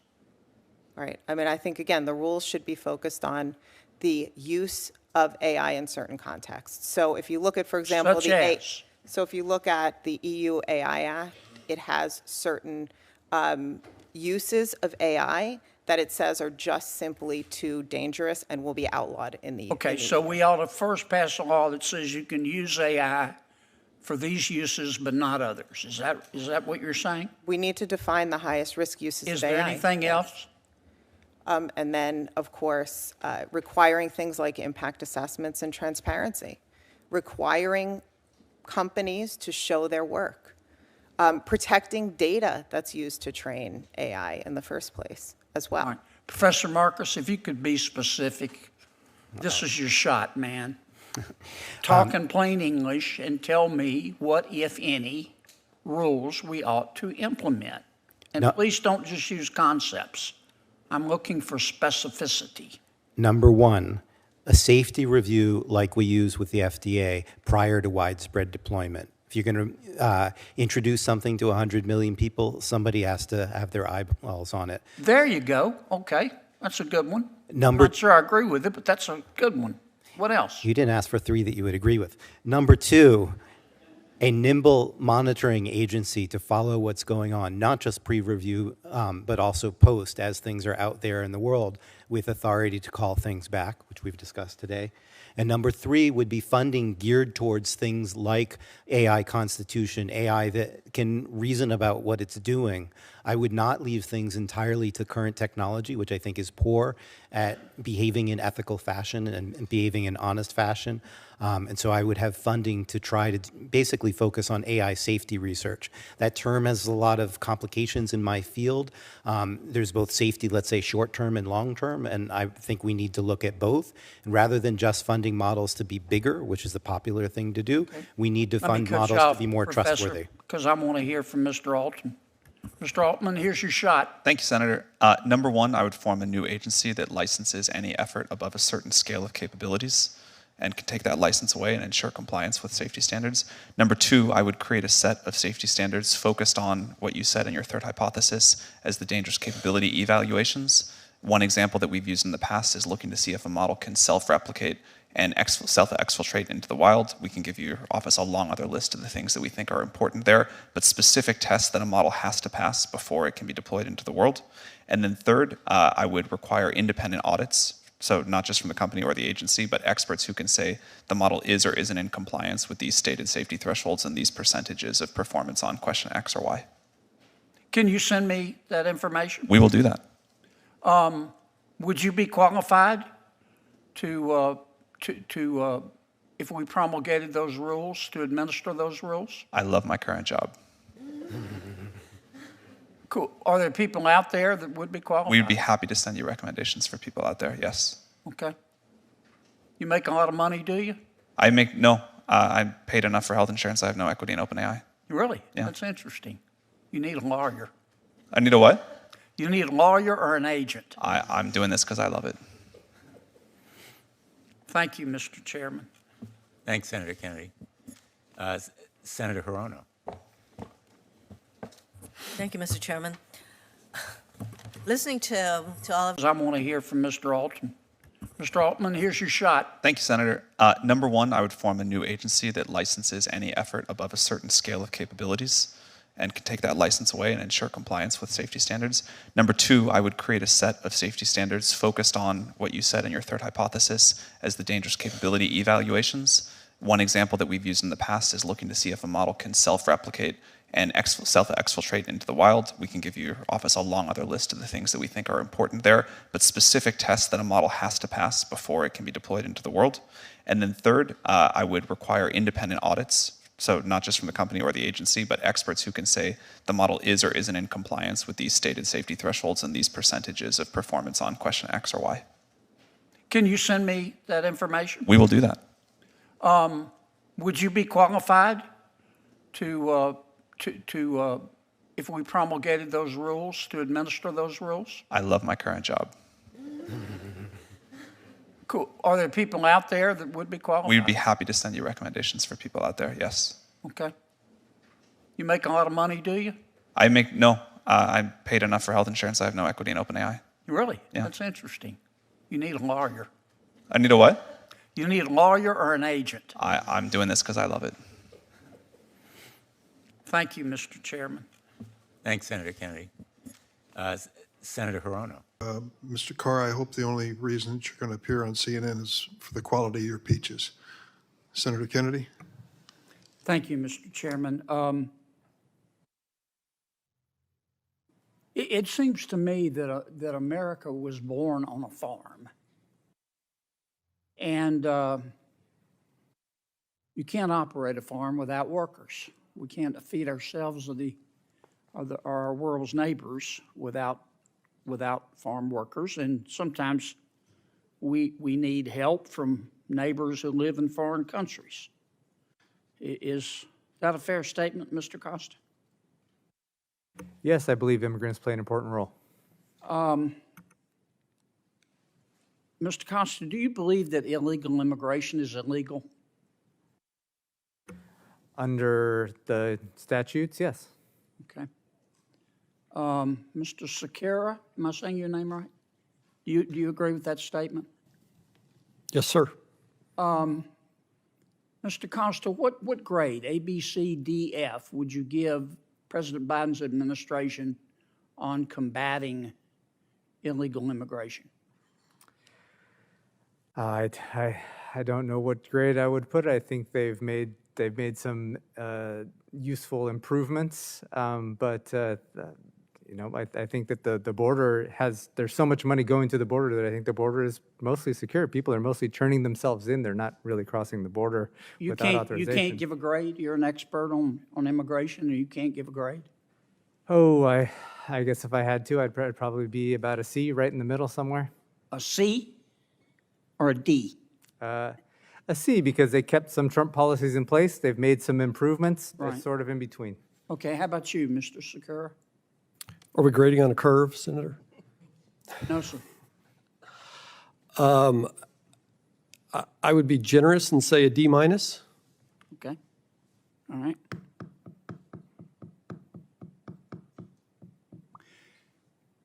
Can we agree that either President Biden's administration believes in open borders, or the person that he has put in charge of making immigration policy is not qualified to manage a food truck? I would fully reject the notion that the Biden administration believes in open borders. Okay, how about you, Mr. Secure? At the risk of being too lawyerly, I might be interested in the definition of open borders. I think it's certainly fair to say there is a lack of significant enforcement at the border. And in fact, my clients who let me try to put a finer point on it. Right now, we have conscientious farm workers who live in other countries, some of whom have worked here before. We have Nigerian doctors. We have German engineers who are waiting years, patiently in line, trying to follow the rules of legal immigration to come into our country. But yet, the Biden administration will welcome anybody who can either secretly or less than secretly come into the United States from the southern border. Is that not correct? I don't believe so. I believe that the people showing up at the border are mostly seeking humanitarian protections because there's a dire need in this hemisphere. How about you, Mr. Secure? Do you think that my description is correct? I do, Senator, and that seems to be obvious from watching the evening news. Well, the agencies responsible for the legal immigration system, Mr. Costa, are failing to process applications promptly, aren't they? I would say it depends. For low-wage work visas, they are mostly processing them quite quickly. We've got a backlog of 24 million applications. What do you mean it depends? It depends on which visa you're talking about. I would say for H-2B, for instance, the USCIS prides themselves on how quickly they process those visas. When it comes to other things like work permits, they've been slow, and I think the problem is that Congress has not appropriated funds for them. They have this fee-based structure. It's always money. We now have a larger federal budget adjusted for inflation than we've ever had in the history of the United States of America. But with all due respect, always the money. Mr. Secure, what kind of job do you think that the Biden administration has done with legal immigration with the 24 million person backlog? I think any fair estimation is that it's poor. Well, can we agree that legal immigration is good and illegal immigration is bad? I would think so. The country is founded on immigration, people coming here from other countries. Legal immigration is good, yes. Does anybody disagree with that statement? Does anybody want to defend the Biden administration's 24 million people backlog in illegal immigration? But yet millions have come illegally across the border? Does anybody want to defend that? Anybody? Thank you for being here. Senator Padilla. Thank you, Mr. Chair. I want to thank you and Ranking Member Graham for convening this hearing. There's limited. Kennedy is next. Thank you, Mr. Chairman, and thanks. Senator Kane. Okay. Thanks, Mr. Chairman, and thanks to all of our witnesses here today. Professor Painter, on May 5th of this year, you put out a tweet. You said, I'm going to quote, "There are some things money can't buy. For everything else, there's the Supreme Court." Would you tell me which members of the Supreme Court you believe are bought? I was particularly concerned at that point when I posted that tweet I about. understand, but if you could, I've got really limited time, and I apologize for interrupting. Just tell me which members of the court you are bought. I did not think that Justice Clarence Thomas should be failing to disclose his trips on a billionaire's Do you think yacht he's and an bought? airplane. Do you think he's bought? I believe that there is grave risk. Do you think that he's bought? I said there is grave risk. Do you think he's bought? To the confidence of the American people in our Supreme Well, if you Court. don't think he's bought, why did you say it? I said Yes, that you said members of the Supreme Court are bought. You're here testifying as an expert for my Democratic friends, and you're saying the members of the Supreme Court are bought? I said when the American people feel that way, when we have Supreme Court justices feel that way? on yachts and in planes of billionaires and not being disclosed. Anybody besides Justice Thomas you think is bought on the Supreme Court? I believe that the court needs to clean Anybody up besides its act. Justice Thomas? I'm not going to go through each I mean, justice. you tweeted it. I tweeted the way the American people feel. Did you mean it when you tweeted it? And I stand by that tweet. This Supreme Court of the United States needs to clean up its Let me ask you a couple others here, because you've on September 17, 2020, you tweeted, "It looks like Putin's favorite senator could lose," referring to Senator Lindsey Graham. Could you tell me your evidence for saying that Senator Graham is President Putin's favorite senator? I don't recall that tweet and the story. Well, I've got it. It's tweeted right out. here. It's right here. I'm happy to look at the tweet, and I'm happy to write you, explain that. I don't know what that has to do with climate change. Well, Subject of it this has to hearing. do with your credibility. Did you say, what is your basis for saying that Senator Graham is President Putin's? I mean, have you ever talked to President Putin? I have not talked to President Putin, and I would be happy to go look at the tweet and look at the story that I tweeted out and what Senator Graham had said in that context. You know, this is something you say all this stuff. For example, you're here as an expert for my Democratic friends, and you say all this stuff. You called on September 16, 2023, a professor at the University of Chicago, very distinguished professor, Brian Leiter. You called him a racist. Can you explain to me why you think he's a racist? I remember a series of tweets with him. He's a Marxist who put out a number of statements attacking African Americans and women. And he also was raising money for someone who had called the police on a black student for sleeping in the common room, and now has a wokekkk.com website attacking That's me. fair enough. So Fair enough. I will just say one thing that I learned in high school debate, that when you have no argument, you simply change the subject. All right. On October 15th of 2020, you said Lindsey Graham is soliciting cash payments in return for voting on a Supreme Court nomination. What evidence, that's a pretty bold statement, Professor.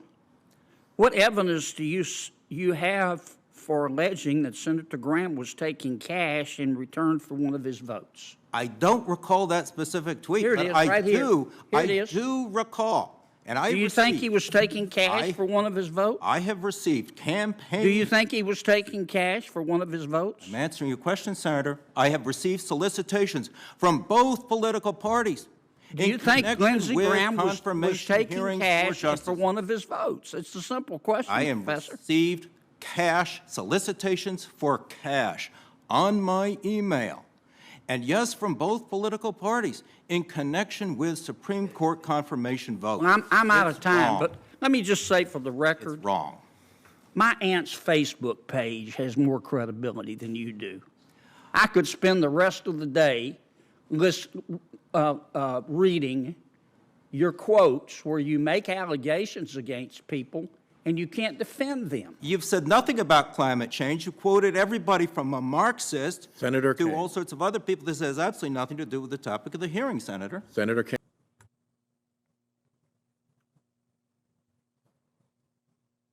Senator Kennedy. Thank you, Mr. Chairman, and thanks to all of our witnesses here today. Ms. Robinson, I want to follow up by trying to understand your answer to one of Senator Cruz's questions, and this is really a question, not a suggestion. Do I understand your position to be that there are two sexes, but there can be more than two genders? I wouldn't even say two, and we've got Dr. Lopez here as well, but there's also the definition of intersex. I think that often in these conversations we're conflating sex and gender, and I do want to affirm here that trans women are women. That is their gender. Okay, but I'm trying to understand. Do you make a distinction between sex and gender? Yes, sir. Okay, explain that. Do you think there are more than two sexes? I believe that there's a definition for intersex as well that I want to acknowledge. But sex is assigned at birth. I'm just trying to understand. I'm thoroughly confused. So you're born, I'm talking about biology, male, female, and what else? I believe that intersex is also acknowledged, but again, I'm not a doctor here. What I can and say what does intersex mean? Is that there's a difference between sex and gender, and I think in these conversations we're conflating the two. Well, but I want to start with sex. Okay, there's male, there's female. When a baby's born, before the baby has had time to even have a sense of self, there's male, female, and intersex. There's a third. I believe that is true, but I would defer to Dr. Lopez as I'm not a physician. Okay. And how many genders are there? I think the gender is expansive, and the definitions are always growing. Today I can tell you, I talk to young people that talk about non-binary as more than five. I think the gender is not a binary, is what I'm trying to say. But are there more than five genders? I'm just trying to understand. Are there more than five genders? Well, I think that there was a time where women wearing pants didn't feel like it was appropriate for their gender, and yet I'm wearing pants today. I think that there are ways that we express our gender that are expansive. Are there more than five? I wouldn't subject myself to naming how many genders there are, but what I can say is that gender is a reflection. Number? Excuse me? There's an infinite number of genders? I think depending on your culture, there are a lot of different genders that exist. And I can also say that it's a term that's evolving. If you look at young people today, they really don't lean into the binary of only woman and man. So I think that it's incumbent upon us not to legislate on this, but create space for them to explore what their identities are, what their gender identities are. Let's get back to athletics. I think I understand what you're saying. There are three sexes. Male, female, and intersex. I believe that to be true, but again, I'm not a physician. And there are an infinite number of genders because gender is a mental state. Gender is about expression, and I think that there are a variety of ways that you can express your gender. Okay, so there's infinite number. All right, let's go back to the biology. Male, female, boy, girl. Okay, biologically, do males have an advantage over females biologically in sports? Again, I'm not a physician, and I can't speak to that. What's your real world experience? It depends. I mean, there are some people who are born male that I'm faster than if I were to sprint against them, and some that I'm not. Some males that are taller than some women, and some that are shorter. You don't believe that a biological male has a physical advantage in sports over a biological female? Not as a definitive statement. Give me an example. Well, no, I don't think. How many female members of the NBA do you see? Well, I can say that, there's been this news article about men that think that they could beat Serena Williams in tennis, right? That they think that they could actually score a point on her. And it's just not the case. She is stronger than that. What's your experience, Ben?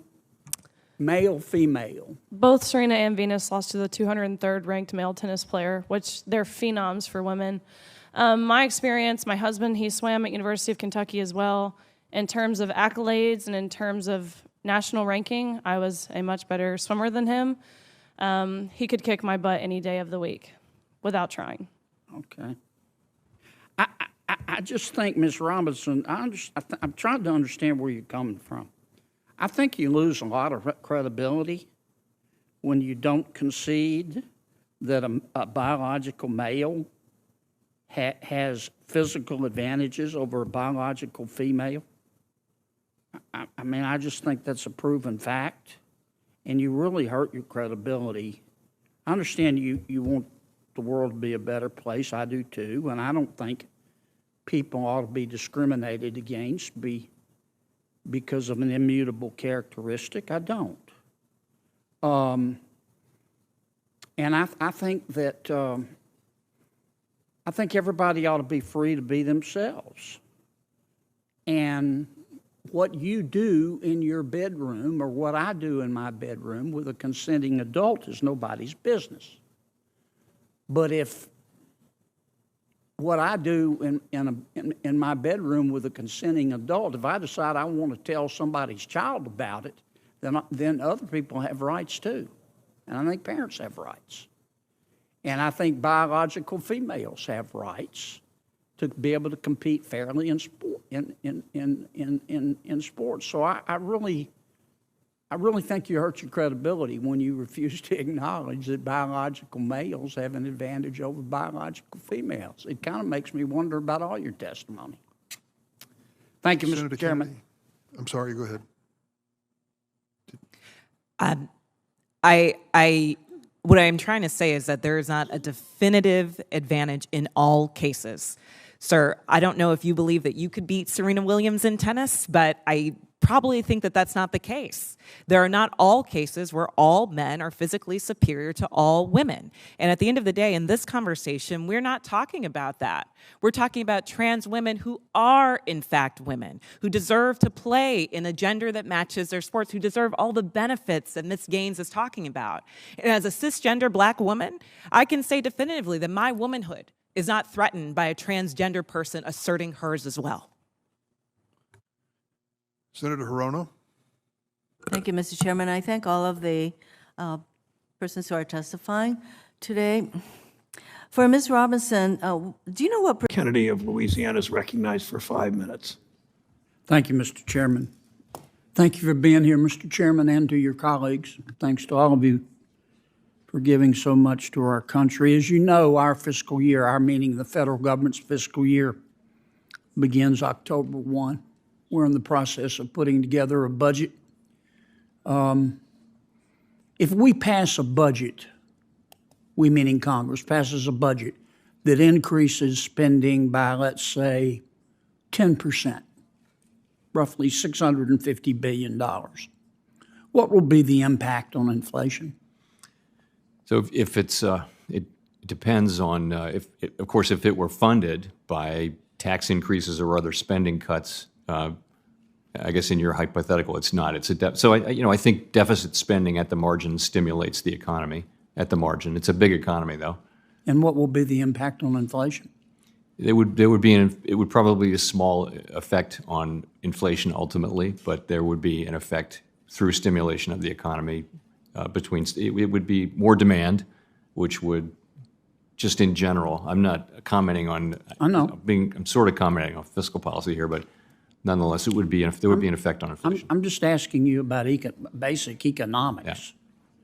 I just read a piece by one of your economists from the San Francisco Fed, Mr. Shapiro, who's arguing that labor costs had virtually nothing to do with service inflation and a negligible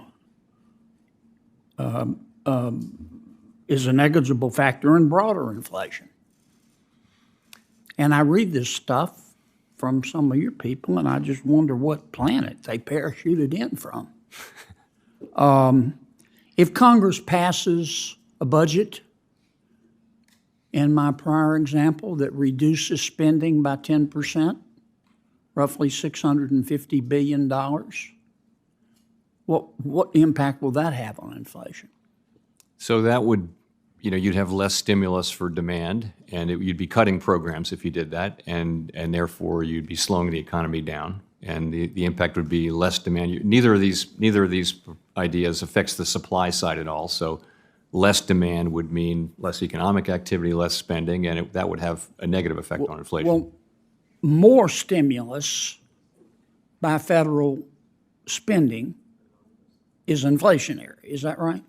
It has so we've been in this situation where inflation was so stable for 25 years, you remember, and almost nothing that we did mattered for inflation.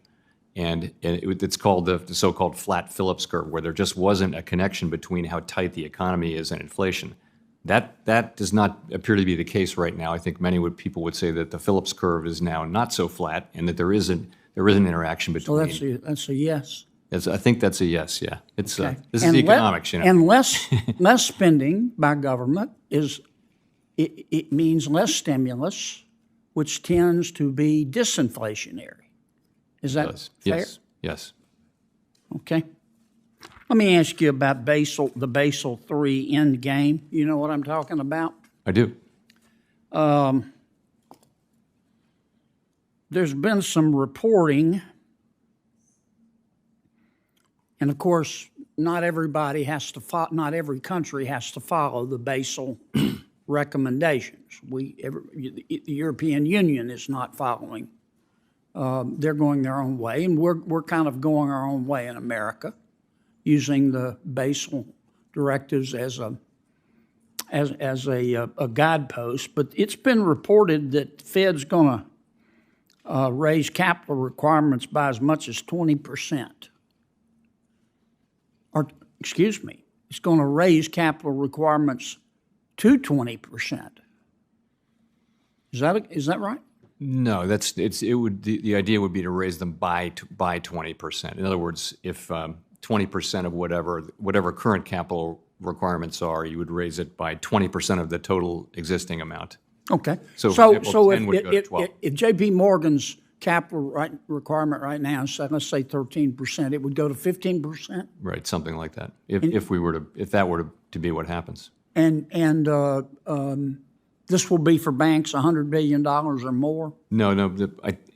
There isn't a final proposal. So, and I know it's still in motion. I know things are still changing. Yeah, so. But you folks are talking I've been about briefed it, and on you're going to have a lot of input. No, that's right. So, but I will say, sorry, what was it? Your question was? Are you going to raise capital requirements for 20% to banks $100 billion or more?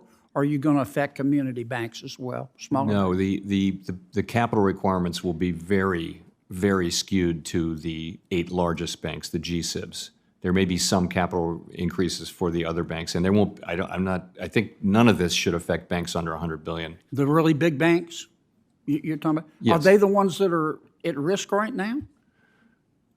They weren't. They were a source of strength in a place of strength. They're doing pretty well. Turmoil. Yeah. We've gone from too big to fail to we're damn happy they're big. I mean, haven't we? Well, I would say that, as I mentioned, we spent a lot of time and a lot of effort raising the capital standards 10 years ago and more recently, and I supported all of that and was happy to do so. And I think Senator Kennedy's time's expired. Senator Smith of Minnesota. I yield back, Mr. Chairman. Thank you, Senator Kennedy, as you always do. Senator Kennedy. Thank you, Mr. Chairman. Welcome, Governor. Professor Keenan, you teach at Tulane? Yes, sir, I do. I have that privilege. And you have your own website, KeenanClimate.com, is that right? Yes, sir, I do. Okay. And you describe yourself on your website as a globally recognized thought leader. Is that correct? Yes, sir. Okay. And you give paid speeches, do you? On occasion, I do. You have your own agent, I believe, according to your website, Lee Bureau. This is correct. And how much do you charge per speech? It varies depending on the audience, the amount of preparation work that goes, and the amount of follow-through. Usually, The last paid speech you gave, how much did you receive? I'm happy to follow up on. You don't remember? I do not. Do you give that money to Tulane? I do not. You keep it? Yes, this is outside of my capacity as a professor. Right. As is Now, standard course. you recently sent a letter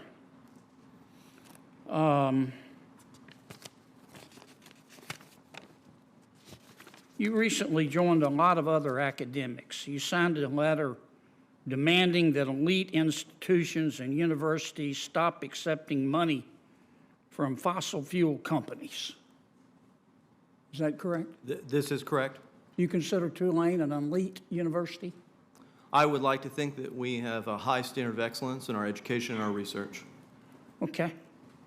Well, the Murphy family of Murphy Oil and the Deming family of Murphy Oil have recently given Tulane $25 million. You think, have you called on Tulane to give that money back?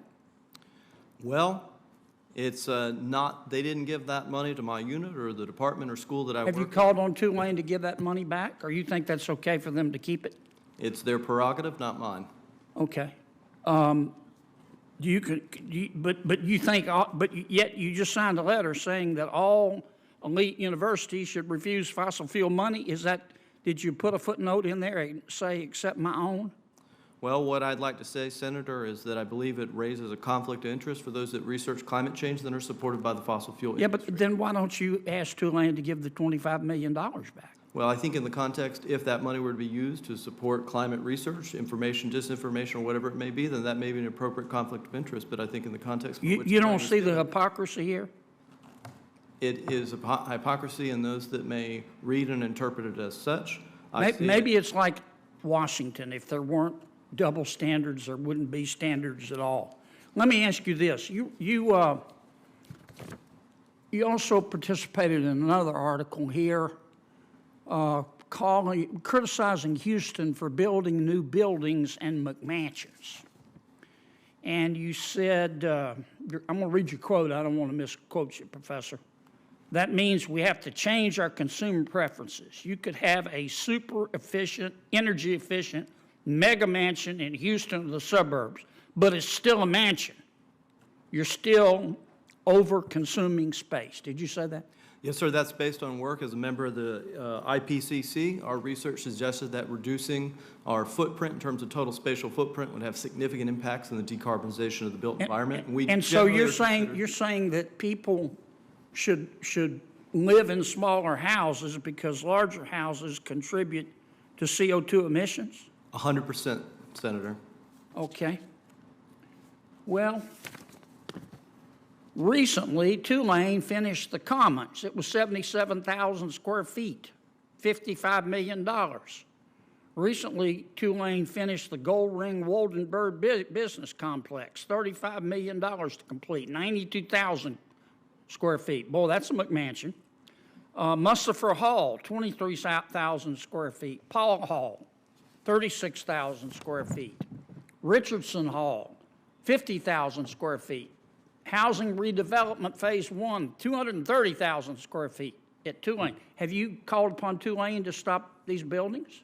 Sir, the habitable space within those units are roughly the size of the conference room back there and are indeed quite small. But they contribute to, Does Everything that we do, does sir, the contributes. Commons contribute more to climate change than a McMansion in Houston? You were pretty quick to criticize the people of Houston for wanting to build, you thought, McMansions, but you don't criticize your own university? I don't find that to be equivocal comparison between space meant for students who must reside at a university. You don't see and the those that- hypocrisy in that? It is your finding and interpretation, sir. But you don't see the irony of the hypocrisy? I'm going to go ahead and say no. Okay. I kind of gathered that would be your answer. Governor, good to see you. You live in a big house, don't you? Currently, I do, yes. How big is the governor's mansion? I don't know the square footage, but it's large, and it's 60 years old this year. You ought to come by and I see- need to see get the by. work. Well, the professor from Tulane doesn't like that.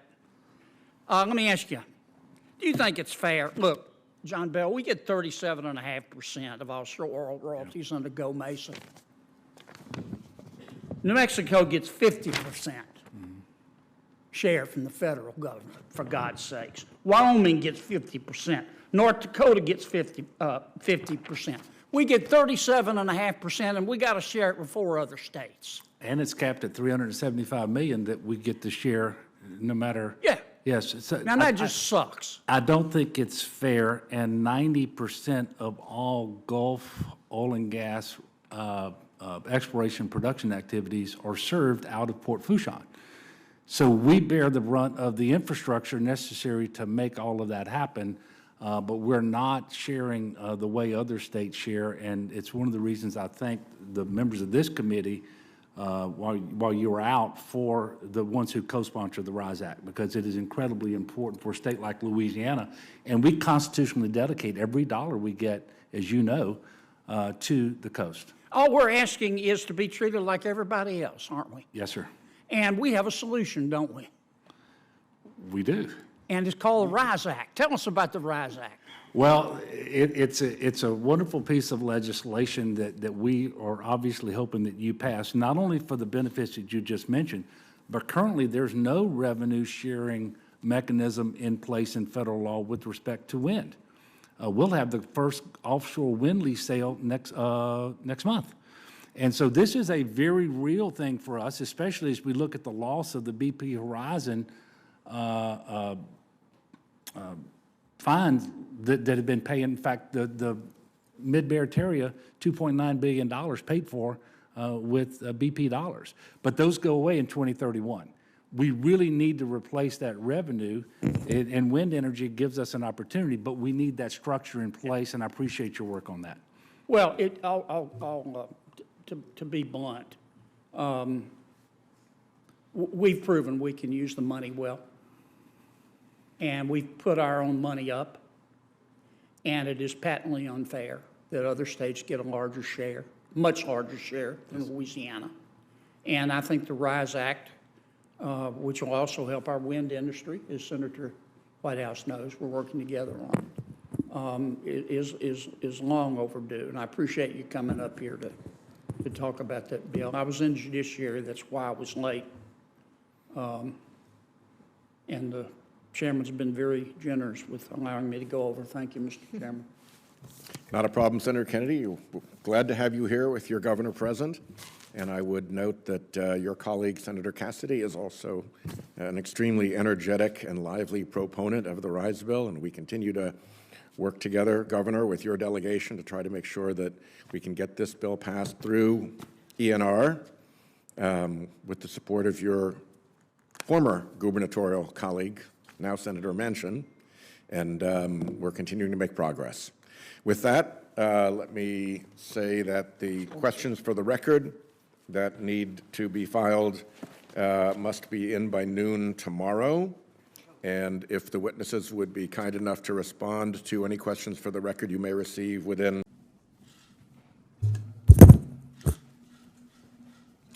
Can we agree that the FEMA-administered National Flood Insurance Program risk rating 2.0 is woefully inadequate, Mr. Heller? Yes. Ms. Morris? Ma'am? Yes. Jerry, since I can't say your last name. I would not say that it's woefully inadequate. Okay.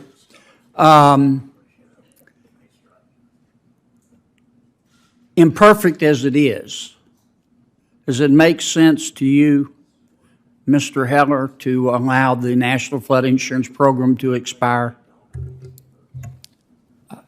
No, it doesn't. Short of getting a better solution in there, we need to have that backstop, and we absolutely should keep that around until we can. We're not likely to get that better solution in a few weeks, are we? No, we're not, but I'm glad to. Do you think it makes sense, Ms. Norris, to allow it to expire?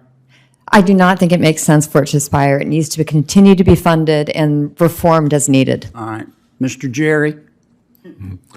Thank you for the question. I think it should be allowed to continue, and not with a short-term, 1-2 month kicking the can down the road. Right. I think there needs to be some more certainty about the availability of insurance. So I think a long-term reauthorization, 5 years, maybe 10 years, is more in order. Right.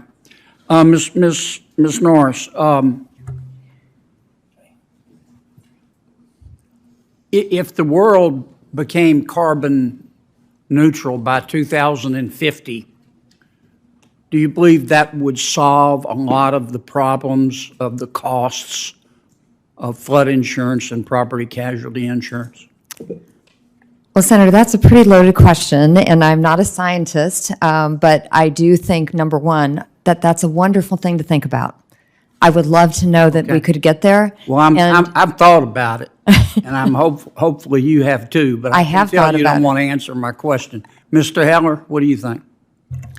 It's not going to solve the property insurance crisis that we have now. It is part of the risk projection, as was discussed earlier. We're trying to make risk plans for years going into the future. So we have to begin to solve that problem. All right. In the meantime, but You don't think it will solve the problem? It's not going to solve today's problem. No, we need to take more. All right. How about you, Mr. Jerry?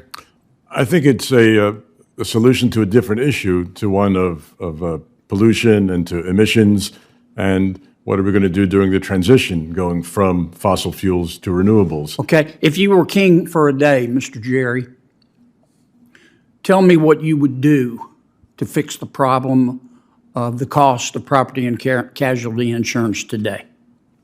I would shine a spotlight on the areas where there's disruption and dislocation and What does that equilibrium. mean? It means to Give me 3 specific things you would do, just top line, to fix the cost problem today, in English. have the California legislature to repeal Proposition 103, to have Florida continue its tort reforms where it has eliminated the abuses from. All right, that's 2. 2. And the third one is to educate the public about how insurance works. I think that. Yeah, they know how it works. It's called write a check. And then you have to sell blood plasma to go to the grocery store, which you probably have to do anyway because of President Biden's inflation.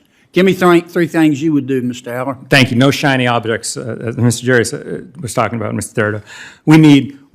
We need to be putting money into protecting homes, making sure the levees are strong, making sure the communities Okay, government subsidies, that's number 1. I would call it government alternative Call to it spending. anything you want. It's Alternative taxpayer to money. spending What's number emergency 2? disasters. Number 2 is build a federal reinsurance program like TRIA. When businesses in America, when commercial sector was afraid they weren't going to be able to get terrorism insurance anymore because of 9/11, we came in and we've created a solution. So the government gets into the reinsurance business. What's number 3?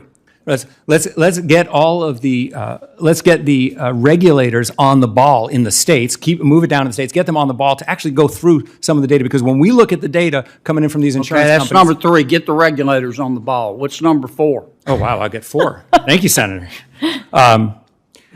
Well, I think number 4 is to address for the needs of lower and moderate income people by making sure that we are not creating an insurance market that slices and dices and prices people based on their socioeconomic status with things like these credit penalizing good, safe homeowners. Let me give with credit Can I penalties. give Ms. Norris a chance, Mr. Chairman?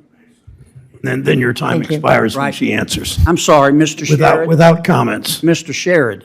Can I give, Mr. Sherrod said I can give you a chance to answer, Ms. If I Marks. give you just two, first of all, I'm going to affirm everything that was just mentioned. Number one is we need to invest in ways of being able to get our communities and our buildings resilient. Okay, government subsidies, that's number one. And number two is to create this reinsurance program. We've got to stabilize the markets. Get the government in the reinsurance business. Yes, and then I Okay, would say. thank you.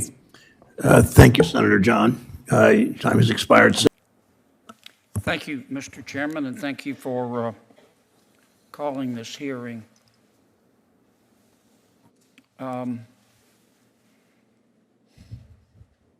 Mr. Daly, am I saying your name correctly, sir? That's correct. Yes. Mr. Daly, if I am a recipient of content created by generative AI, do you think I should have a right to know that that content was generated by a robot? Yes, I think you do. I think the details would depend on the context, but in most cases, I think, Okay. I or anybody else, if I receive something, I'd like to know, is this real or was this generated? Mr. Smith? Generally, yes. What I would say is, if you're listening to an audio, if you're watching a video, if you're seeing an image and it was generated by AI, I think people have a right to know. The one area where I think there's a nuance is if you're using AI to say, help you write something. Maybe it's helping you write the first draft. Just as I don't think any of us would say that when our staff helps us write something, we're obliged to give the speech and say, now I'm going to read the paragraph that my staff wrote. You make it your own. And I think the written word is a little more complex, so we need to think that through. But as a broad principle, I agree with that principle. Professor? There are situations where you probably wouldn't expect to be dealing with the product of generative AI, and in those instances... Well, that's the problem. Right. But as times change, it's possible that our expectations change, and so... But as a principle, do you think that people should have a right to know when they're being fed content from generative AI? I tell my students, it depends on the context. Generally speaking, if you're vulnerable to generative AI, then the answer is absolutely yes. What do you mean if you're vulnerable? So there may be situations... I'm just looking for... Sure. No disrespect. No, not at all. A straight answer. Absolutely. I kind of like two things, breakfast food and straight answers. I love them. And if a robot is feeding me information and I don't know it's a robot, am I entitled to know it's a robot as a consumer? Pretty straight up. Yeah, I think the answer is yes. Okay. All right. In a lot of Start back with Mr. Daly. Am I entitled to know who owns that robot and where that content came from? I know it came from a robot, but somebody had to goose the robot to make it give me that content. Am I entitled as a consumer to know who owns the robot? I think that's a harder question that depends on the particular context. I think, if somebody is feeding me a video and it's been identified as being generated by AI, I now know that it's generated, it's not real. If it's being used, for example, in a political campaign, then I would want to know who But let me stop you. informed it. Let's suppose I'm looking at a video and it was generated by a robot. Would it make any difference to you whether that robot was owned by, let's say, President Biden or President Trump? Don't you want to know in evaluating the content who owns the robot and who prompted it to give you this information? I would probably want to know that. I don't know that I would feel it would be required for me to know that. How about you, Mr. Smith? I'm generally a believer in letting people know not only that it's generated by a computer, but who owns the program that's doing it.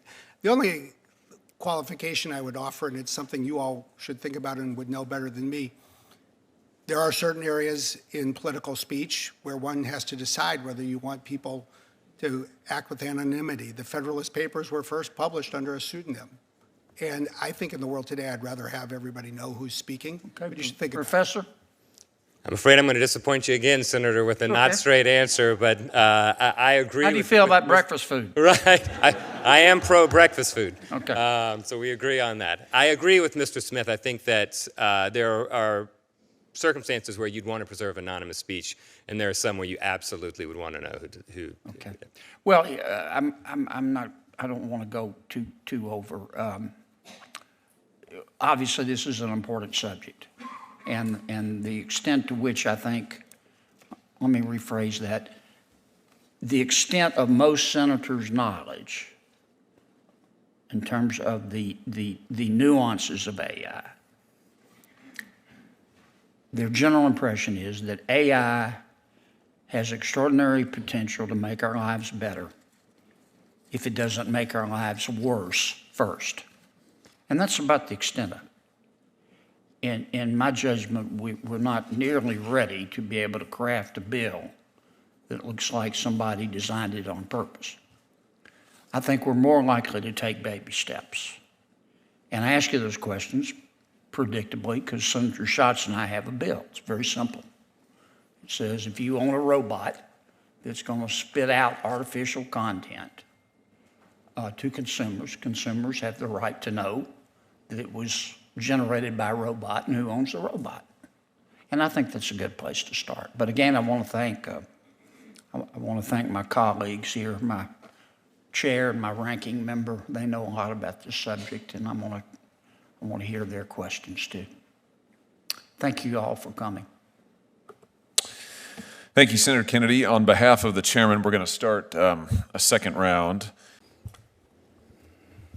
Thank you, Mr. Chairman. Mr. Haas, you're with Johnson & Johnson, is that right? Yes, sir. How is that stakeholder capitalism working out for you? How is it working for Johnson & Johnson? It's one of the greatest honors of my life. Okay. I see where you, Johnson & Johnson, has joined with a number of other good American companies, J.P. Morgan. He's not a company. Mr. Colin Kaepernick on his issue of police brutality. Procter & Gamble, Facebook, Apple, y'all pledged $50 billion to, quote, be a force for social change and fight injustice. $50 billion is a lot of money. How is that commitment consistent with what you're asking us to do here today? Sir, I'm not aware of the particular commitment you're referencing, but I could It's right say here on the internet. It's got to be right. I could say dispositively that the consistency is, in the end, to ensure that each and every act that the company takes is consistent with our credo. Okay. And our credo puts the public and our patients first. Right. Let me ask the professor a few basic questions, because I'm still learning about this issue.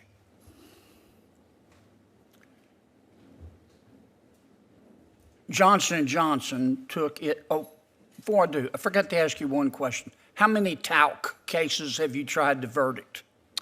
There have been 42 cases that have gone to verdict. Of those, we have prevailed in 32. Okay, so you lost 10.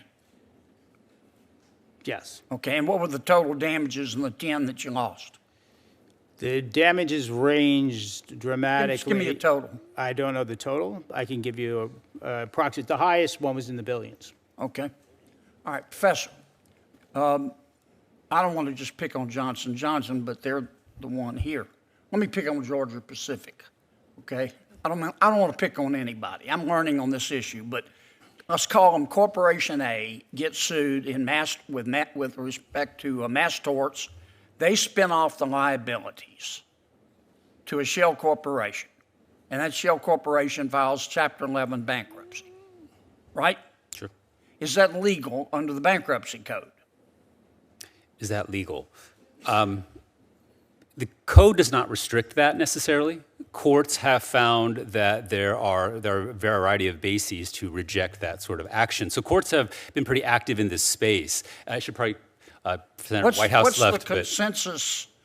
I mean, some bankruptcy judges say this is a legitimate use of the bankruptcy code, I presume. Other bankruptcy judges say, no, it's not, and it's dismissed. Is that a fair statement? That is a fair statement. I think that there's a nuance here. If you don't mind, I can flesh it out a little bit. What's the national consensus on this? I think the national consensus is that this is a proper action under state law, but to the extent there is some sort of impropriety, bankruptcy court judges are very well positioned to police that, as we've seen in the LTL case. So it's not that Senator Whitehouse pointed out that I was supporting Texas two-step. I'm not supporting Texas two-step. I'm merely providing that. So to the extent there is malfeasance, the it can be authority to addressed. say this is an abuse of the code, right? Exactly. And Courts can address that. How many have done that? Well, the most prominent one is LTL. So in the Third Circuit now, there's a very rigorous test. Is there a test. split among the circuits? There is. So the Fourth Circuit, and we were talking about forum shopping earlier, that would encourage forum shopping, absolutely. Okay. Is there a case before the Supreme Court to resolve this? No. I bet there's one coming. I mean, and what are you asking us to do today? Let me start with Mr. Haas again. What are you asking us to do today? The ask from our perspective to Congress would be to make uniform that very issue you just identified. What is the standard with respect to dismissing a case? Now, there's a distinction between the propriety of a Texas two-step, let's call that. It's a divisional merger statute, and the question of what is a standard that you apply when you dismiss a case. Our case was not dismissed because of anything to do with the Texas two-step. Nobody challenged the Texas two-step in our case. In fact, Mr. Haas, you just had a golden opportunity to answer my question. Let me ask you, Mr. Puri, and you didn't do it. Professor, tell me what you think we should do today. What you think Congress would do. I think there are very large issues here. I think, as I mentioned before, 524G needs to be amended to capture all mass tort cases. Once that's done, you can have uniformity in process and procedure with all these cases. Some involve asbestos, some don't. The code can be revised to provide clarity on whether third-party releases can be part of a plan. I think that'd be very helpful. And then, of course, the future claimants representative. If that could be modified, have some more integrity in that selection process, those pieces together, I think, would really improve the process. Thank you. Thank you, Mr. Chairman.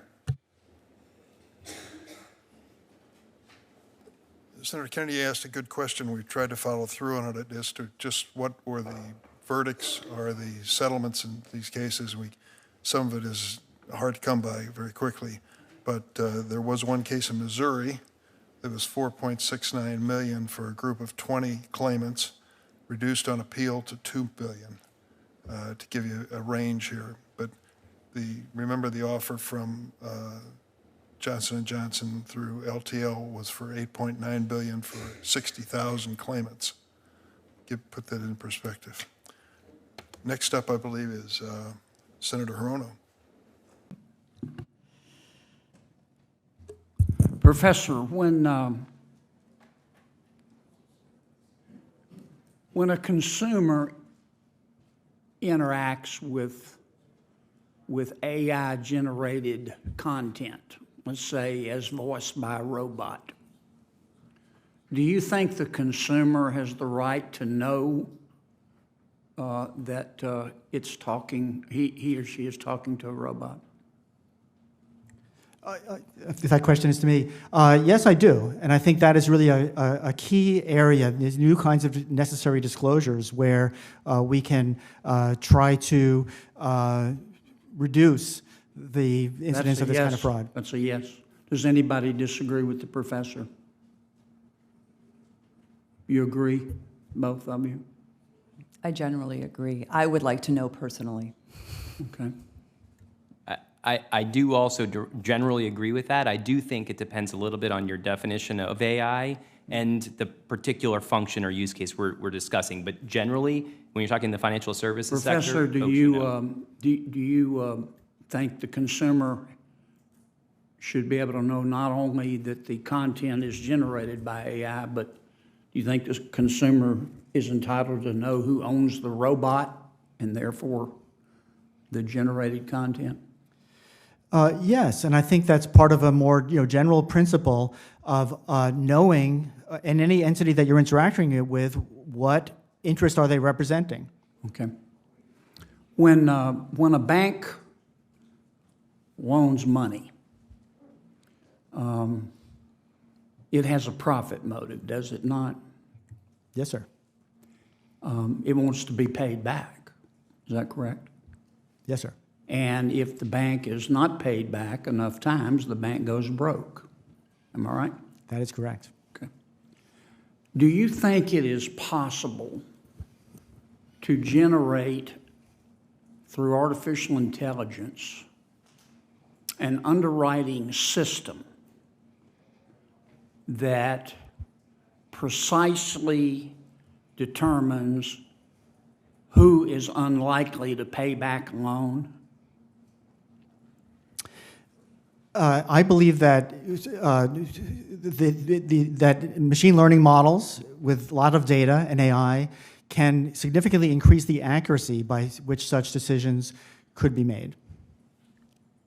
Can it do that right now?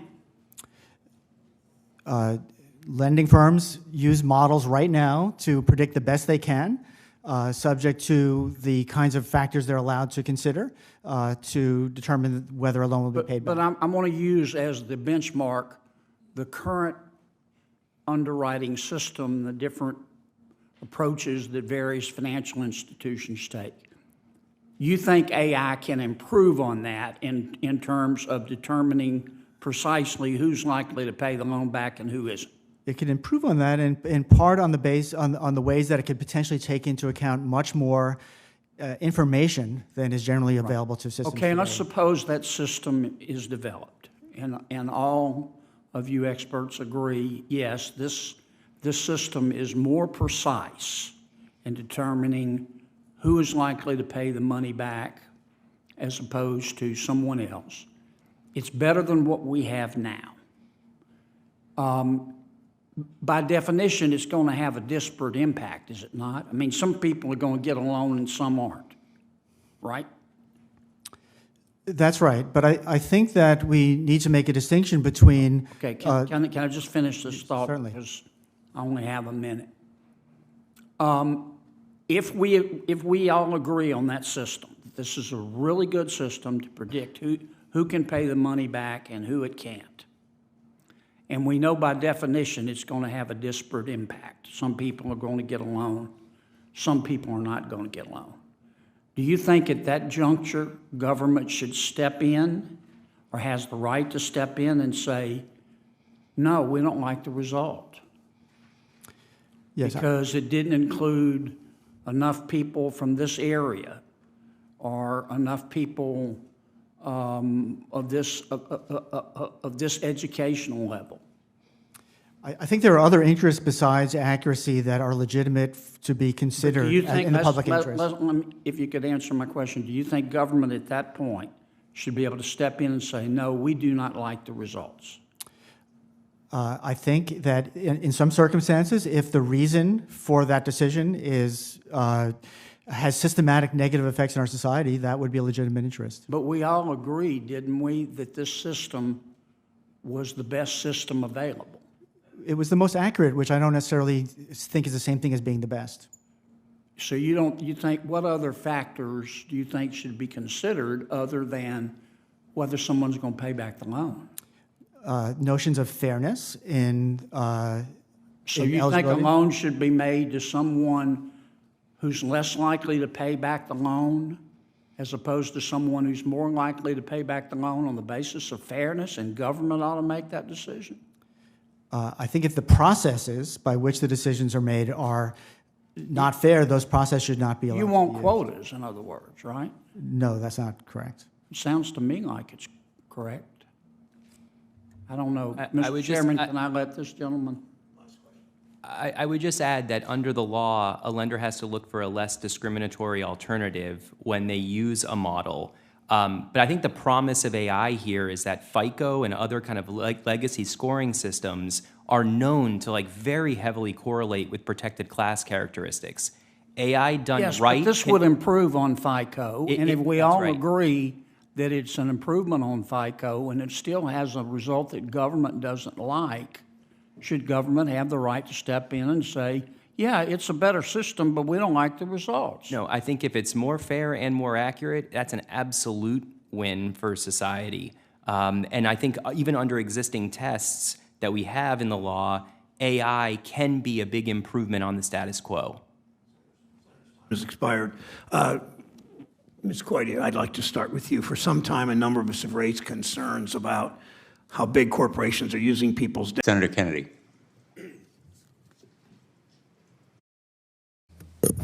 Thank you, Mr. Chairman. It's clear to me from listening today that we still have a lot of work left to do. I want to start with trying to look at this issue from 30,000 feet. For many years now, college athletics has generated enormous revenues. I'm not saying that's a bad thing. That's a good thing. The Supreme Court comes along in what, the Alston case, is that right? In 2021, and changes where that money's going. Before, that money was going to TV stations and universities and coaches and others, I guess, construction companies that were building the new stadiums. And then after the Supreme Court decides the Alston case in 2021, the kids start getting paid. And all hell breaks loose. I mean, is that what is going on here? The fact that the money is being redistributed, and that's going to cause the world to spin off its axis because the kids are getting a share of the dough? Governor? What I would say, Senator, in response to the Alston decision is there is flexibility for schools that can afford to make Alston payments to do so, and they can make Alston payments in particular sports as long as they manage to satisfy the Title IX requirements. And they can choose what level they want to support, and they can also choose to play or not. But you're getting down into the weeds, and I'm not saying that's a bad thing. We're going to have to get in the weeds. But that's what before the Alston case, everything was just fine. And then the Alston case is handed down, and the kids start getting some of the money, not the adults. The adults have got a share. And all of a sudden, the world's on fire. What am I missing here? For the record, I support the Alston stuff. I also support NIL. I just would like to see a little more transparency and support for information to make it easier for student athletes to succeed in this space. Well, let me make this suggestion to you, and I want to hear from the rest of the panel. I would strongly encourage you and your colleagues to try to get together and come up with a new system for us to consider that looks like somebody designed it on purpose. You may regret asking Congress to intervene here. All of a sudden, you're going to be micromanaged. Now, I'm not saying we shouldn't, and my colleagues have raised excellent points, and it sounds to me like we do have a bit of a I don't know, wild, wild west, as Chairman Blumenthal described it. But I'd be real careful before you invite Congress in to start micromanaging your business. Let me go back to the original question. Any of you, what am I missing about this? Isn't this fight over the fact that the kids are now getting some of the money that the adults were getting before? Yes, sir. Absolutely, absolutely. The injustice that has been inflicted on college athletes seemed to be fine for the industry until we won some court rulings and state legislatures started passing laws. Essentially, the industry had a monopoly on college athletes' NIL value. They owned every penny. Nike wants to slap a logo on a kid, got to pay the school. Kid can't get a penny. That's what this is about. Many of the schools even said, hey, if that happens, we're going to lose money. Well, that means you've been stealing money from these kids. If it's against like the Supreme Court, if it violates antitrust law, that's the problem. You know, the opposition, even employment stats, all this is about, we don't want to pay them fairly. You know, NIL, just so you know, this is not equitable economic situation here. That's like saying, go get another job because we're not going to pay you for what you do here. You know, we're going to cap you. Have a national price fix for a scholarship, no matter, and a lot of these schools, I don't know if that's me or That's not. the NFL, man. Is it? So, and we can't treat every division as if it's the same. FBS schools masquerading as D3 schools, saying there are no employees here. You know, and Notre Dame, I know I would imagine they have students in the bookstore as employees. It doesn't seem to harm their educational opportunity. There's no congressional hearings about that. We're talking about equal rights. And this industry is operating in illegal fashion. It's breaking antitrust law, breaking labor laws, and now it's coming home. And players are getting, you know, avenues and levers and pulling leverage, and here we are saying the sky's going to fall, but it's not the truth. I agree with you. I don't mean to go over so much, Mr. Chairman. We are talking about rights here, but we're also talking about money. And it just seems to me that this controversy, in part, has been caused by a model of redistribution for that money. And I've got a lot of sympathy for the kids, I have to tell you. The adults seem to be able to take care of themselves, but it's the kids that make all this possible. Thank you, Mr. Chairman. Thanks. Thank you, Mr. Chairman, and thanks to all the members of our panel for being here today. Dr. Kelly, you are head of environmental analytics, is that right? What's the name of your company? Resilience. Resilience, okay. You're a PhD? That's correct. Where'd you do your work? At the University of Cambridge. Okay. If you were king for a day, doctor, and you were not fettered or constrained by any political considerations, can you just list for me, I don't think we'll have time for you to explain each one at length, but list for me the 5 things you would do, king, to make America carbon neutral by 2050. Thank you, Senator, for that question. The first and most important thing is to decarbonise the energy sector. So I'd remove fossil fuels from the economy as fast as possible and transition to renewable energy. I would then require businesses to disclose their financial risks so that the community can understand, investors and shareholders can understand what those risks are and make better investment decisions. I would then work with the international community to make sure that the grid around the world is decarbonised. I would also work on agriculture, move to agriculture and other sectors to make sure that we can... Well, that's not very specific. Let me try it again. Give me the 5 things. You're king now, but for one day. 5 new rules in the United States of America, so we'll be carbon-free by 2050. I would put in a rule to make sure... You'd get rid of oil and gas. That's the first one. That was the most specific. Require companies to disclose climate-related risks. Okay, that's 2. I would invest in new technologies to decarbonise industrial processes to reduce emissions. Okay, and what's 4? Work with international communities to... Work with the community, okay. Is there another one? And to work with political leaders across... Work with political leaders, yeah. You sound like a consultant. All right, let's take get rid of oil and gas. And what would you replace it with? Renewable energy. What kinds? Wind and solar are presently the most cost-effective. Nuclear? I'm personally not in favour of nuclear. You don't like nuclear. Okay. How much will it cost and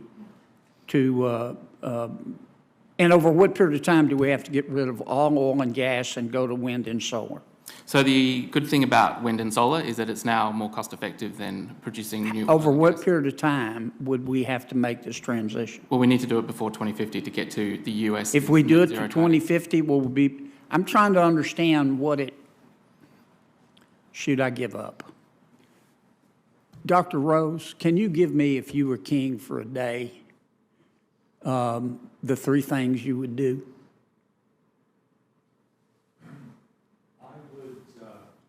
We'll start on something that you might find more attractive.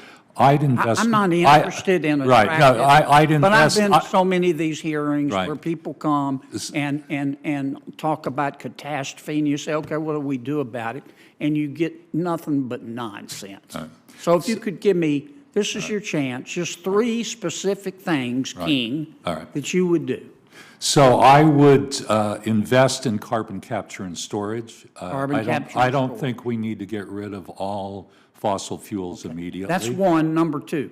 Number 2, I would pass a renewable portfolio standard for the U.S., which calls for a shift to renewables and electricity generation. So I recently completed a study where the... Don't have time. All right. What's number 3? I would pass a cap and trade bill in the U.S. to find the least cost ways of dealing with climate change. Tell me how that would work. You essentially place a cap on emissions, you give permits or allowances to entities, and you allow them to trade. That trading shifts the cost burden to the lowest cost entities. We found that that can save 70% of the potential costs of dealing with climate change as opposed to passing across the board. You put a tax on carbon? Well, it's different than a tax because you can freely grant these allowances and then it's trading. So it's not a tax. It's different than a tax. All right. How much do you think all this will cost? Your best guess. I don't have a dollar figure, but the figure is a lot lower than what I've heard on this side of the aisle today. Well, you think we ought to just do it and then worry about the cost? No, I think we should do studies. What's your, I mean, you advise the UN and you're at USC, and that's a pretty good school. Right. What's your best guess about what it'll cost us to decarbonize by 2050? Well, one thing I'd like to mention to the gentleman, Brown, that it's not the government paying this cost. Yes, but could you give me a figure first? I would say it might cost us 2% of GDP per year. So that's in terms of the U.S. to start, and that's a couple of $100 billion. Couple of $100 billion to start, and then it'll level off. Is that every and year? eventually, I think I don't we'll know save why money. I can't get straight answers. Okay, right. y'all want to talk about the problem, but you never want to answer the question. No, I've been answering it. Well, no, you haven't. I'm just asking for a figure. Does anybody have a figure that it would cost to decarbonize by 2050? That's all I'm asking. Does anybody have one? So my answer is you start out with $200 billion and you get down to a cost savings by 2040. What would be the total cost by 2050, you think? At most, a couple of $100 billion by 2050 over 25 years. So you think we can totally decarbonize America by a couple of $100 billion? Well, I didn't say totally decarbonize because remember I said carbon capture neutral. and start. You're right, carbon neutral. Right. Does anybody disagree with that? I personally, that estimate is probably, is that a yearly figure, I'm assuming? No, that's total. Total, 200 billion. 200 billion for the whole package. For total with some. What is your figure, Professor? I'm not prepared to give a figure. You don't know. You just want us to do it and pay for it later. Do you have a figure, ma'am? No, sir, this is really out of my area of expertise. Can you, either you gentlemen? Senator, I don't have a figure, and I wouldn't want to do the task you assigned me. But if you did, and I had to do that, I would take the Green New Deal and implement it. I would put the U.S. economy on a... How much would it cost? It'll cost our country, our liberties, our economy. We'll have to nationalize... How much will it cost? Our country. Okay. Do you have an idea? I have seen estimates that are a much higher percentage of GDP than Dr. Rose has indicated. I mean, it's frustrating, folks. I don't mean to be rude, but I can't tell you how many hearings I've been through. And you say, well, the world is coming to an end. Okay? All right. How much will it cost? We don't know. The point is, Senator, that the cost of doing we're nothing not is high. sure. We need to get back to you. No fair-minded policymaker is going to embark on something that might cost a minimum of $200 billion. Based on what I've read, that's low. I don't know why you won't just answer straight. It's a difficult question to answer because... Of course it's difficult. That's what you're here for. Technology advances at different rates, and so if... You want us to just go start and then worry about the cost later? Come on, Professor. This isn't Cambridge. These are taxpayers We paying need for to all make this. hard decisions now to transition... Well, then the how economy much will they to net zero. cost? We need to invest... You don't even know.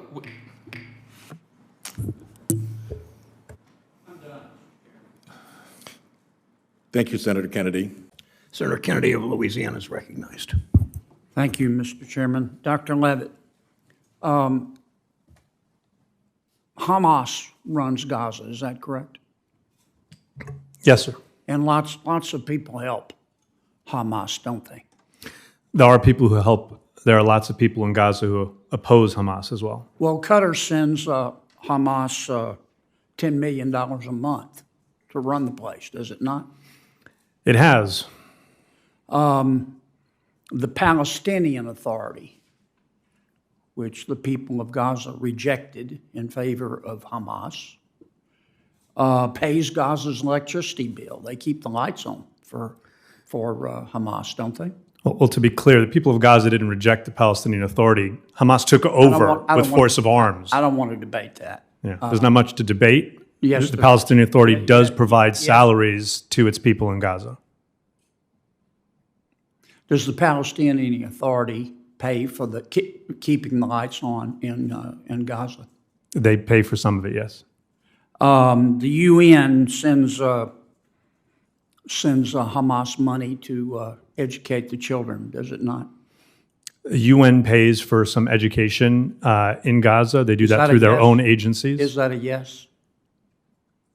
They provide the money into Gaza, yes. I'll take that as a yes. The UN gives Hamas money to run hospitals, does it not? The UN runs hospitals in Gaza too, yes. And in fact, doesn't Hamas tax at the rate of 16.5% every bit of food and aid that comes in to Gaza? They do tax everything. I don't know the exact And percent. Hamas levies a tax on even fish caught, does it not? They tax everything. And Hamas also levels an income tax, does it not? That too. Okay. President Biden's administration has not enforced the sanctions on Iranian oil, on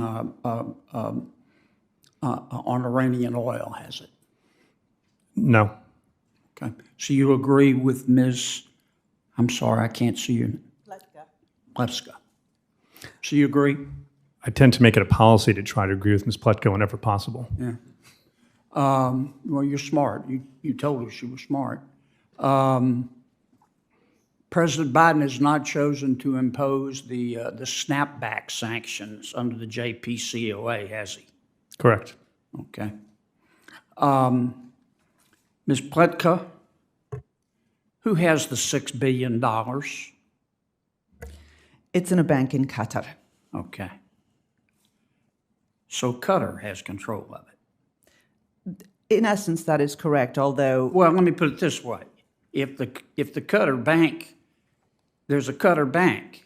If Qatar tells them to do something and the United States tells them not to do something, who's the bank going to listen to? Well, that is the question before us right now. Who's the bank going to listen to? Qatar, Of their course. government. Okay.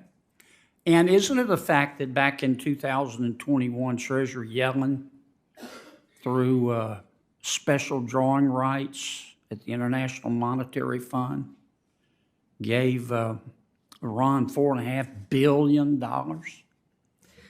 That's what I understand, yes. And she'd like to give them more. That's what I understand, yes. That's like cash money. It's really a dividend. You can cash in for U.S. dollars. Is that right? That's what I understand. Wow. It seems to me that we could cut off Hamas, or at least to go a long way toward doing that by actually just enforcing the things that we already say we're enforcing. Every authority that is necessary to cut off Iran, Hamas, and every other terrorist group is already in the president's hands. The question is never whether the president can, it's whether the president will. Well, why has the Biden administration been so soft on Iran? If we know Iran is funding Hezbollah, Hamas, the Houthis, their surrogates in Syria, their surrogates in Iraq, why has President Biden's administration been so soft on them? Well, do they just think love is the answer, and that this isn't a bar fight, and that, I mean, it just looks to me like this administration is quoting Socrates in the middle of a prison riot. That's a very apt picture. I'm not a spokesman for the Biden administration, so I can only give you my estimation. There has always been a problem in our compartmentalization in dealing with Iran. We have prioritized their nuclear program, their nuclear weapons program, understandably, but we have not ignored, but diminished the importance of their support for terrorism, their regional disruptions, and their human rights record. Those things need to change. We need to tighten the screws on Iran in every single aspect. Peace through weakness never works, does it? No. Thank you, Senator Kennedy. Dr. Rose, can you give me, if you were king for a day, the three things you would do?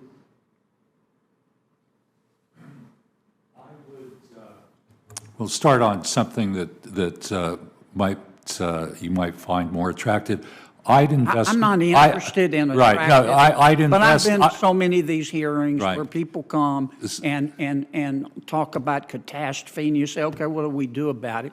And you get nothing but nonsense. Right. So if you could give me, this is your chance, just three specific things, King, that you would do. So I would invest in carbon capture and storage. I don't think we need to get rid of all fossil fuels immediately. That's one. Number two. Number two, I would pass a renewable portfolio standard for the U.S., which calls for a shift to renewables and electricity generation. So I recently completed a study where the... Don't have time. All right. What's number three? I would pass a cap and trade bill in the U.S.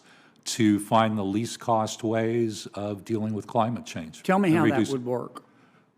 You essentially place a cap on emissions, you give permits or allowances to entities, and you allow them to trade. That trading shifts the cost burden to the lowest cost entities. We found that can save 70% of the potential costs of dealing with climate change as opposed to passing across the board. You put a tax on carbon? Well, it's different than a tax because you can freely grant these allowances and then it's trading. So it's not a tax. It's different than a tax. All right. How much do you think all this will cost? Your best guess. I don't have a dollar figure, but the figure is a lot lower than what I've heard on this side of the aisle today. Well, you think we ought to just do it and then worry about the cost? No, I think we should do studies. What's your, I mean, you advise the UN and you're at USC, and that's a pretty good school. Right. What's your best guess about what it'll cost us to decarbonize by 2050? Well, one thing I'd like to mention to the gentleman, Brown, that it's not the government paying this cost. Yes, but could you give me a figure first? I would say it might cost us 2% of GDP per year. So that's in terms of the U.S. to start, and that's a couple of $100 billion. Couple of $100 billion To start, and then it'll level off. Is that every and year? eventually, I think we'll save money. I don't know why I can't get straight answers, okay? right. Y'all want to All right. talk about the problem, but you never want to answer the question. No, I've been answering it. Well, no, you haven't. I'm just asking for a figure. Does anybody have a figure that it would cost to decarbonize by 2050? That's all I'm asking. Does anybody have one? So my answer is you start out with $200 billion and you get down to a cost savings by 2040. What would be the total cost by 2050, you think? At most, a couple of $100 billion by 2050 over 25 years. So you think we can totally decarbonize America by a couple of $100 billion? Well, I didn't say totally decarbonize because remember I said carbon capture neutral. and start. You're right, carbon neutral. Right. Does anybody? Senator Kennedy. Mr. Bejar, social media can make people less lonely, can it not? It can do that. Social media can deliver insight, can it not? It can. Social media, when used properly, can give voice to the timid, can it not? It can. Social media can also spread hate, can it? It can. And isn't it a fact that much of social media, not all, but much of social media has become a cesspool of snark? What I can speak to, Senator, is it happens all so often, and it doesn't need to be that way. Yeah. But is it that way for much of, not all, but much of social media? One of the numbers that I talk about is this 20% of kids who witnessed bullying in the last 7 days. And this is content that does not get taken down. If people comment on it, it gets promoted. Yeah. Well, let me put it another way. I'm trying to sum this up for us. Isn't it a fact that social media has lowered the cost of being an a-hole? Yes. And isn't it true that social media removes any geographical border to the harassment of others? Yes. And isn't it true that some forms of social media optimize for engagement? Yes, I think using your term, they reward being an a-hole. Yeah. And isn't it true that some forms of social media use surveillance to identify our and our kids' hot buttons? I cannot speak to that. Isn't it true that some forms of social media use algorithms to show us and our kids stuff that pushes those hot buttons? I will say this. Recently, my daughter had somebody go into one of her posts about cars and said, you know, you like to drive and you like cars because you saw a man doing it. And she said, I'm studying automotive restoration. I've been doing this for years. I know a lot about cars. I am more than qualified. And the person shot back, no, women just belong in the passenger seat. And to every point that you just made, I will say that when I asked her about that post, if she would delete it because she knows reporting would do nothing, she said, I will not delete it because I'm worried that that will mean that less people will see my posts. All right. I'm not going to ask you this question. I'm going to make the statement because you're probably not familiar with Louisiana, but in my state, social media has impacted the news media, particularly print media. thank God for our TV news and our radio news. But when it comes to our print media, we in Louisiana, and that's print media and paper, and print media, which is on the internet. When it comes to print media, we in Louisiana are a news desert. We've only got about 2 real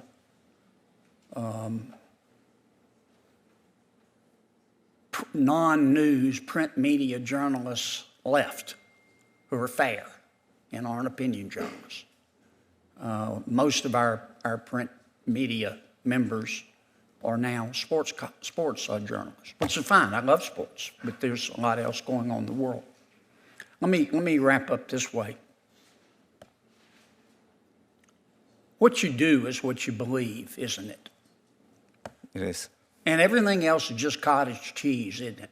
It is. Yeah. I look forward to the day when members of the United States Senate will come together and establish a new rule. Not used every day or every week or every month or even every year.